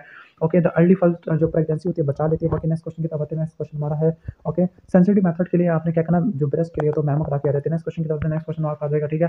नेक्स्ट क्वेश्चन में जो बेंजाइल पेनिसिलिन है ना, बेंजाइल पेनिसिलिन ये किसके अंदर आ जाती है, आपकी आपकी आ जाती है स्कैंडल प्रिवेंशन के अंदर आ जाती है, बेंजाइल पेनिसिलिन देना, ठीक है, रूमेटिक हार्ट डिजीज के अंदर। नेक्स्ट क्वेश्चन की तरफ आते हैं। Diagnosis of rheumatic fever, diagnosis rheumatic fever में और रूमेटिक फीवर में रिथमा मार्टिनेटम को अपने देखना होता है मेजर क्राइटेरिया में। इसके बाद है कि नेक्स्ट है कि हमने स्ट्रोक के अंदर अपने ब्लड प्रेशर को चेक करना और डायबिटीज वगैरह को चेक करना, ट्रांसिएंट इस्केमिक अटैक की वजह से हो सकता है। नेक्स्ट क्वेश्चन की तरफ नेक्स्ट क्वेश्चन है कि सर्वाइकल कैंसर तो हमें पेप्लोमा वायरस की वजह से देखने को मिल सकता है। इसके बाद है कि 155/80 है, तो ये माइल्ड हाइपरटेंशन है। नेक्स्ट क्वेश्चन की तरफ most sensitive with the most specific screening test कौन सा था, मैमोग्राफी है, ब्रेस्ट सेल्फ एग्जामिनेशन के लिए। और डायबिटीज के अंदर कौन सा, डायबिटीज के अंदर which of the following screening test will be appropriate to glucose tolerance test, जैसे फास्टिंग ब्लड शुगर लेवल बस लिखा हुआ था ग्लूकोज टॉलरेंस टेस्ट। ओके, ठीक है। इम्यूनोलॉजी और किधर चलती है, ठीक है। तो नंबर 1 है कि multiple exposure to the same antigen, तो उसकी वजह से हाई एंटीबॉडी आपको प्रोटेक्शन देखने को मिलती है। ओके, इम्यूनोग्लोबुलिन रिसेंट इन्फेक्शन के लिए आपका होती है, आईजीएम होते हैं। ओके, ठीक है। कोल्ड इक्विपमेंट जो कि आउटरीच एरिया के अंदर, तो आपका कौन सा रहेगा, वैक्सीन कैरियर देखने को मिलेगा। नेक्स्ट क्वेश्चन की तरफ आ रहे हैं, मीजल्स वैक्सीनेशन के बारे में क्या बात है, तो इनोवेटिव न्यूक्लियर वैक्सीन होती है। ईपीआई के बारे में क्या बात है, तो वीक डिले की वजह से क्या होगा, इंटरफेयर नहीं होता। बाकी नेक्स्ट क्वेश्चन है कि ओके, ओपीवी का जो स्टोरेज टेंपरेचर ना तकरीबन +10 आता है, +10 टेंपरेचर देगा। ओके, नेक्स्ट क्वेश्चन की तरफ आ जाते हैं। नेक्स्ट क्वेश्चन हमारा कि विच ऑफ द फॉलोइंग, अच्छा 6 का क्या होगा, 6 का एलिफेंट होगा। Next question which of the following statement regarding the storage of the vaccine is correct, तो हो जाएगा इनर स्क्वायर अगर डार्क है तो आपने वैक्सीन का कभी भी यूज नहीं करना। नेक्स्ट क्वेश्चन नेक्स्ट क्वेश्चन है हार्ड इम्यूनिटी के बारे में क्या बात है, ठीक है। तो ये सब क्लिनिकल फंक्शन की वजह से हो सकती है। पैसिव इम्यूनाइजेशन के बारे में क्या बात है कि मेजरली इफेक्टिव होती है। ओके, ईपीआई के बारे में कौन सी बात ठीक है, जो पेंटावलेंट वैक्सीनेशन होती है आपने 3 मंथ के बाद कर सकते हैं आफ्टर द फर्स्ट डोज। के बाद है कि contraindication to the vaccination the whooping cough, तो आपने हिस्ट्री ऑफ कन्वर्जन आपने कभी भी यूज नहीं करें। इसके बाद नेक्स्ट है कि ओके, इम्यूनो कॉम्प्रोमाइज के अंदर कौन सी दे सकते हैं, साक वाली दे सकते हैं। Hard immunity does not protect individual titans किसी काम के लिए 200 बीसीजी 0.05 यूनिट के लिए देनी होती है। Clear. Student who has come to the mother sorry to come to the Pakistan from the clear, तो येलो फीवर के लिए आपने देनी होती है। नेक्स्ट क्वेश्चन की तरफ आते हैं। नेक्स्ट क्वेश्चन है कि पोलियोमाइलिटिस से बचने के लिए आपने क्या देना है, इनएक्टिवेटेड पोलियो वैक्सीन रेडियोथेरेपी के अंदर आपने देनी होती है। बाकी इनएक्टिवेटेड पोलियो वैक्सीन की क्या एडवांटेज नहीं है, okay, it produce a very rapid immune response, ये नहीं होता। बाकी नेक्स्ट क्वेश्चन की तरफ आते हैं। नेक्स्ट क्वेश्चन हमारा है ओके, तो आपने क्या देना, मीजल्स के अंदर अगर पोस्ट एक्सपोजर के अंदर अगर दोगे, पोस्ट एक्सपोजर पर तो 3 दिन के अंदर आपने पोस्ट एक्सपोजर में देना था। ओरल पोलियो वैक्सीन के बारे में क्या बात ठीक है कि लोकल और सीरम ह्यूमरल या लोकल इंटेस्टिनल इम्यूनिटी दोनों एक्टिवेट कर देते हैं। इसके बाद है पेंटावलेंट वैक्सीनेशन के बारे में क्या बात है कि 4 हफ्तों का होना चाहिए। इसके अलावा गैप होना चाहिए। पार्टिसिस के बारे में क्या बात है, एपिलेप्सी वाले कभी भी यूज़ नहीं करते थे, ठीक है। बाकी ह्यूमन एचबीआईजी का यूज़ करते हैं, 0.06 मिलीलीटर पर केजी है। Okay, with in the 3 day of exposure आपने यूज़ करनी होती है, ठीक है। एचबीआईजी, ठीक है, इम्यूनोग्लोबुलिन आ जाएगा। नेक्स्ट क्वेश्चन है कि ओके, पहली दफा 1 साल का बच्चा, तो आपने कहते हैं एक बीसीजी देनी है, फिर 3 डोजेस ऑफ पोलियो देनी है, पेंटावलेंट देनी है विद 1 मंथ इंटरवल। इसके अलावा बाकी सब चीज़ें दे देना। इसके बाद है कि choose the current option regarding the BCG, तो बीसीजी के बारे में क्या बात ठीक है कि फ्रीज ड्राइड वैक्सीन होती है। बाकी मदर मिल्क के अंदर आईजी वाली एंटीबॉडी काफी ज्यादा होती है। नेक्स्ट क्वेश्चन की तरफ आते हैं। नेक्स्ट क्वेश्चन है कि पोलियो वैक्सीन के बारे में क्या बात ठीक है कि जो वायरस जो वैक्सीन होगी वायरस वैक्सीन जिसकी वजह से हर्ड इम्यूनिटी के लिए हो जाएगी। नेक्स्ट क्वेश्चन की तरफ आ रहे हैं। नेक्स्ट क्वेश्चन में आके बीसीजी को चेक करने के लिए आप स्कार मार्क को देखना है कार्ड के ऊपर, लास्ट में आ जाएगा vaccine responsible for this condition, तो जो कन्वर्जन वाली होती है पेट्रोसिस वैक्सीनेशन की वजह से आपको देखने को मिल सकता है। ओके, नेक्स्ट क्वेश्चन आगे ओके, वैक्सीनेशन है, वैक्सीनेशन की वजह से बुखार हो गया, तो बुखार की वजह से आपने रीएश्योरेंस पैरासिटामोल वगैरह आपने ले ली होती है। नेक्स्ट क्वेश्चन है कि ओके, ठीक है। नेक्स्ट क्वेश्चन है कि जो जो टेटनस के बारे में क्या बात है, tetanus person to person transmit नहीं करता। तो नेक्स्ट क्वेश्चन की तरफ आते हैं। नेक्स्ट क्वेश्चन है कि the vaccine should not B, कहते हैं अगर इनर स्किन डार्क है तो अपने वैक्सीन कभी भी यूज नहीं करना। नेक्स्ट क्वेश्चन की तरफ आते हैं। नेक्स्ट क्वेश्चन है कि हमारा ओके, वैक्सीन सबकुटेनियसली दी के लेफ्ट अपर आर्म में, तो मीजल्स वाली वैक्सीन दी जाती है, ठीक है, लेफ्ट डेल्टा में दी जाती है। नेक्स्ट क्वेश्चन की तरफ आते हैं। Give 3 dosage of tetanus toxoid 1 month apart along with anti tetanus serum है, ठीक है। तो आपने ये टेटनस के अंदर देने डॉट ट्रैफिक एक्सीडेंट में। नेक्स्ट क्वेश्चन की तरफ आते हैं। नेक्स्ट क्वेश्चन है कि ओके, अगर इनर स्किन यानी अगर रिमोट एरिया में जाना शुरू कर रहे हो, ओके, ठीक है, तो इसमें फेलियर ऑफ कोल्जन आपको देखने को मिल सकता है। नेक्स्ट क्वेश्चन की तरफ। नेक्स्ट क्वेश्चन है 9th and the most recent vaccine जो कि ऐड हुई हुई है, that is included in expanded है, ठीक है। वैसे तो 10वीं रोटा और 9th वाली निमोकोकल वैक्सीन आ जाती है, ठीक है। इसके बाद नेक्स्ट क्वेश्चन की तरफ आ जाते हैं। ओके, नेक्स्ट है साक वैक्सीन। साक वैक्सीन ऑफ इट ओके, कहते हैं कि इम्यूनो डेफिशिएंसी में कभी भी इस्तेमाल नहीं करेगा बिकॉज जो वायरस रेप्लिकेट करेगा, ठीक है, गट के अंदर। इसका नेक्स्ट क्वेश्चन के बाद नेक्स्ट क्वेश्चन है कि ओटिकेरिया सीरीजिंग लैक्रिमेशन एंजियोटीमा है, तो माइल्ड टू मॉडरेट एनाफिलैक्सिस आ जाएगा। क्लियर। इसके बाद नेक्स्ट क्वेश्चन है कि नेक्स्ट सेक्शन अगर इनर स्किन अगर मैचेस करना शुरू करते हैं तो आपने स्किन को डिस्कार्ड करते हैं। नेचुरली एक्वायर्ड पैसिव इम्यूनिटी, तो आपको mother to the foetus to the IgG और को यानी प्लेसेंटा में आईजीजी और कोलेस्ट्रॉल में आईजीजी देखने को मिल सकती है। बाकी +2 से +28 ये तो हमारी बीसीजी के लिए होती है, ठीक है। +2 से +8 हमारी फ्रीज ड्राइड वैक्सीनेशन होती है, ओके, ठीक है, +2 से +8 तक। ओके, इसका नेक्स्ट क्वेश्चन की तरफ। नेक्स्ट क्वेश्चन हमारा है कि ओके, आइसलैंड रेफ्रिजरेटर के बारे में क्या बात ठीक है, तो इसमें they are kept in the primary health care, they are line with the मट्टी ऑफ द राइस पैक, तो दोनों बात ठीक है। ओके, +2 से +8 तक होता है। ओके, बाकी जो हमारा बी वाला ना, बी वाला, ए वाला हमारा आईजीएम और बी वाला हमारा आईजीजी होती है। बाकी हज करने के लिए मेनिंजोकोकल मेनिंजाइटिस की वैक्सीनेशन आपने करवानी होती है। क्लियर। इसके बाद है कि हेपेटाइटिस ए के बारे में क्या बात ठीक है कि इनएक्टिवेटेड हेपेटाइटिस ए वैक्सीन हम यूज करते हैं बहुत सारी कंट्री के अंदर। इसके बाद है कि टाइफाइड फीवर वैक्सीन के बारे में क्या बात ठीक है, लाइव एटीन्यूएटेड वैक्सीन होती है। बाकी behaviours and physical drug evidence कैसे कि द कंडीशन जिसमें विड्रॉल सिम्पटम आना शुरू हो जाएगा। बाकी है कि कार्सिनोजेनिक सब्सटेंस होता है सिगरेट स्मोकिंग, वो आपको टार होगा। बाकी है कि हेरोइन एडिक्शन के बारे में क्या बात ठीक है, फिजिकल और साइकोलॉजिकल डिपेंडेंस आपको देखने को मिल सकती है। ओके, ड्रग एडिक्शन के बारे में क्या बात ठीक है। Okay, permanent withdrawal of drug हमेशा सक्सेसफुल नहीं होता। आगे the most important modifier is factor for increase mortality और मोर्टेलिटी, तो सिगरेट स्मोकिंग आ जाएगा। Most important factor in determining the success of smoking session, तो इसमें डिजायर स्मोकर टू क्वाइट आ जाएगा के, ठीक है। इसके बाद नेक्स्ट क्वेश्चन है टोबैको स्मोकिंग के बारे में क्या बात ठीक है, क्या बात ठीक नहीं है, तो इन डेवलप कंट्री में पर कैपिटा स्मोकिंग बढ़ना शुरू हो गया, ठीक है, ये बात ठीक नहीं है। इसके बाद self administration of drug for unknown medical reason, तो ड्रग अब्यूज की डेफिनेशन नेक्स्ट है कि इंटरेस्ट खत्म हो गया, तो ये किसकी वजह से, हीरोइन की टॉक्सिसिटी की वजह से देखने को मिल सकता है, एडिक्शन की वजह से देखने को मिल सकता है। बाकी commonest cause of death in the world, तो ये क्या हो सकती है, स्मोकिंग की वजह से हो सकती है डब्ल्यूएचओ के मुताबिक। ओके, 10वें का क्या है, 10वें का डेल्टा लिखा हुआ है। इसके बाद है कि टोबैको स्मोक में जो सब्सटेंस होता है फिजिकल और साइकोलॉजिकल, तो वो निकोटीन आपको डिपेंडेंस प्रोड्यूस करके, जबकि कैंसर वाला आपको टारा चाहिए। नेक्स्ट है ओके, ये जो सब्सटेंस है फिजिकल डिपेंडेंस की वजह से देखने को मिलता है। इसके बाद है कि ड्रग एडिक्शन के बारे में क्या बात है, तो ड्रग एडिक्शन में है कि जो पीयर प्रेशर होता है इन्फ्लुएंस ऑफ कॉलीग की वजह से देखने को मिल सकता है। ओके, एस्पिरिन दी गई, एस्पिरिन पेप्टिक अल्सर पेशेंट में तो ड्रग मिसयूज के अंदर एग्जांपल आ जाएगी। क्लियर। इसके बाद नेक्स्ट क्वेश्चन है कि फिजिकल डिपेंडेंस ऑन हीरोइन की वजह से देखने को मिल रही है, लाइक फ्लशिंग, शेवरिंग, पोलियो, पाइलोरेक्शन वगैरह, लैक्रिमेशन आपको देखने को मिलता है। इसके बाद है कि starting drug addiction, peer pressure का मतलब है influence by the group of the people या कोलीग्स की वजह से देखने को मिल सकता है। ठीक है। ओके, बाकी मैक्सिमम हार्ट रेट 60 से लेकर 70% तक आपका बढ़ सकता होता है एक्सरसाइज करोगे। ठीक है। इसके बाद नेक्स्ट है कि अल्कोहल स्टिमुलेंट नहीं होती, अल्कोहल डिप्रेसेंट होती है। बाकी है कि बिहेवियर साइंस के अंदर आपकी कौन-कौन सी चीज़ें, आपकी पॉलिटिकल साइंस, आपकी सॉरी एंथ्रोपोलॉजी, सोशियोलॉजी होती है, फोबिया का एग्जैजरेटेड, फिर आ जाएगा इसका कि फिजिकल डिपेंडेंस कौन प्रोड्यूस नहीं करेगा, कोकेन प्रोड्यूस नहीं करता। नेक्स्ट क्वेश्चन की तरफ बढ़ते हैं। नेक्स्ट क्वेश्चन है कि ओके, तो टोबैको की वजह से ट्विन प्रेगनेंसी तो नहीं होगी, कुछ और ही हो जाएगा, टोबैको प्रेगनेंसी यानी दोनों ही मर जाएंगे। इसके बाद नेक्स्ट है कि स्लीपिंग पिल, बारबिचुरेट लेने की वजह से क्या होगा, फिजिकल और साइकोलॉजिकल डिपेंडेंस दोनों क्रिएट हो जाते हैं। इस बात है मेडिकल एंटोमोलॉजी की, मेडिकल एंटोमोलॉजी में पैरासिटोलॉजी मॉस्किटो होती है और responsible for transmitting to many disease. Okay, तो जो एडिस जटाई है, जो vector for the yellow fever virus का इंसेक्टिसाइड जो कि लीस्ट टॉक्सिक होती है मैमल के लिए, तो वो पेरिथाइड होती है, पेरिथाइड लीस्ट टॉक्सिक है। ओके, ठीक हो गया। तो बेस्ट ऑप्शन हमारा पेरिथाइड आ जाएगा। ठीक है। नेक्स्ट क्वेश्चन की तरफ बढ़ते हैं। नेक्स्ट क्वेश्चन हमारा है ओके, तो जो हमारा फार्मर ऑर्गेनोफॉस्फेट की पॉइजनिंग के लिए तो हम एंटीडोट कौन सा यूज करना है, इसको चेक करने के लिए एसिटाइलकोलिनेस्टरेज के अलावा देखना एंटीडोट इसमें क्या होता है, हमारा एट्रोपिन होता है, मीजली बीफ होता है, तो सिस्टरी सर्किस बॉबिस में आपको देखने को मिलेगा। बाकी इसके बाद है कि मलेरिया के बारे में क्या बात है, हम साइक्लो डेवलपमेंटल साइक्लो डेवलपमेंटल के अंदर साइक्लिकल चेंजेस आपको देखने को मिलते हैं। मेटा डाइथाइलटोलामाइड होता है, मेटा रिपेलेंट आपको देखने को मिलेगा। नेक्स्ट क्वेश्चन की तरफ नेक्स्ट क्वेश्चन है कि ऑर्गेनोफॉस्फेट के लिए आपने एट्रोपिन यूज करना है, एंटीडोट आपने यूज करना तो लाउस ये होता है, लाउस आपका होता है एपिडेमिक टाइफस के लिए होता है, एपिडेमिक टाइफस होता है रेड फ्ली की वजह से होता है। नेक्स्ट क्वेश्चन की तरफ आ जाते हैं। ओके, तो नेक्स्ट क्वेश्चन है व्हाइट स्ट्रिप्स है तो ये डी से डेटा ही आ जाएगा। इसका नेक्स्ट है वेक्टर फॉर रिलैप्सिंग फीवर, तो सॉफ्ट टिक आ जाएगा। नेक्स्ट क्वेश्चन की तरफ आ जाते हैं। नेक्स्ट क्वेश्चन है for control malaria and dengue fever, तो आपने क्या यूज करना है, इंसेक्टिसाइड कौन सी इस्तेमाल करनी है। ओके, ठीक है।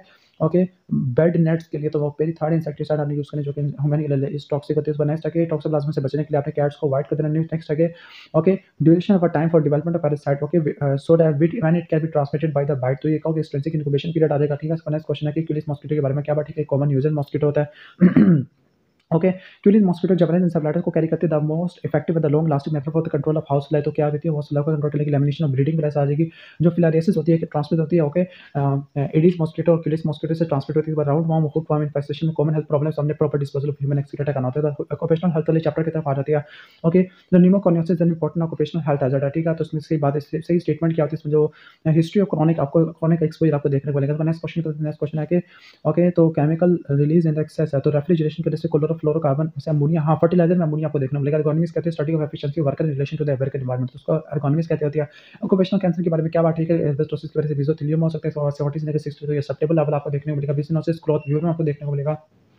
ओके, प्रिंटिंग इंडस्ट्री में लाइट पॉइजनिंग का तो कॉपर फार्फेनिन आपने ऐसे स्क्रीनिंग टेस्ट के तौर पर लेना होता है। सिलिकोसिस के बारे में क्या बात है कि इसमें कोई ट्रीटमेंट अवेलेबल नहीं होता।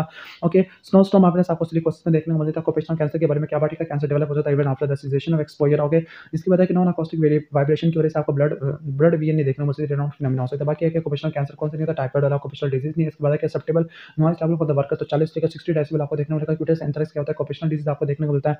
क्लियर। इसके बाद है कि जो इंडस्ट्री और ऑक्यूपेशन जिसमें कंजेंटल माल्फॉर्मेशन के चांस काफी ज्यादा है, रेडियोथेरेपी आ जाती है। बाकी है कि वर्किंग पर हफ्ते में तो 48 आ जाते हैं। चांस ऑफ एक्सीडेंट आपको सबसे लास्ट में देखने को मिलेगा।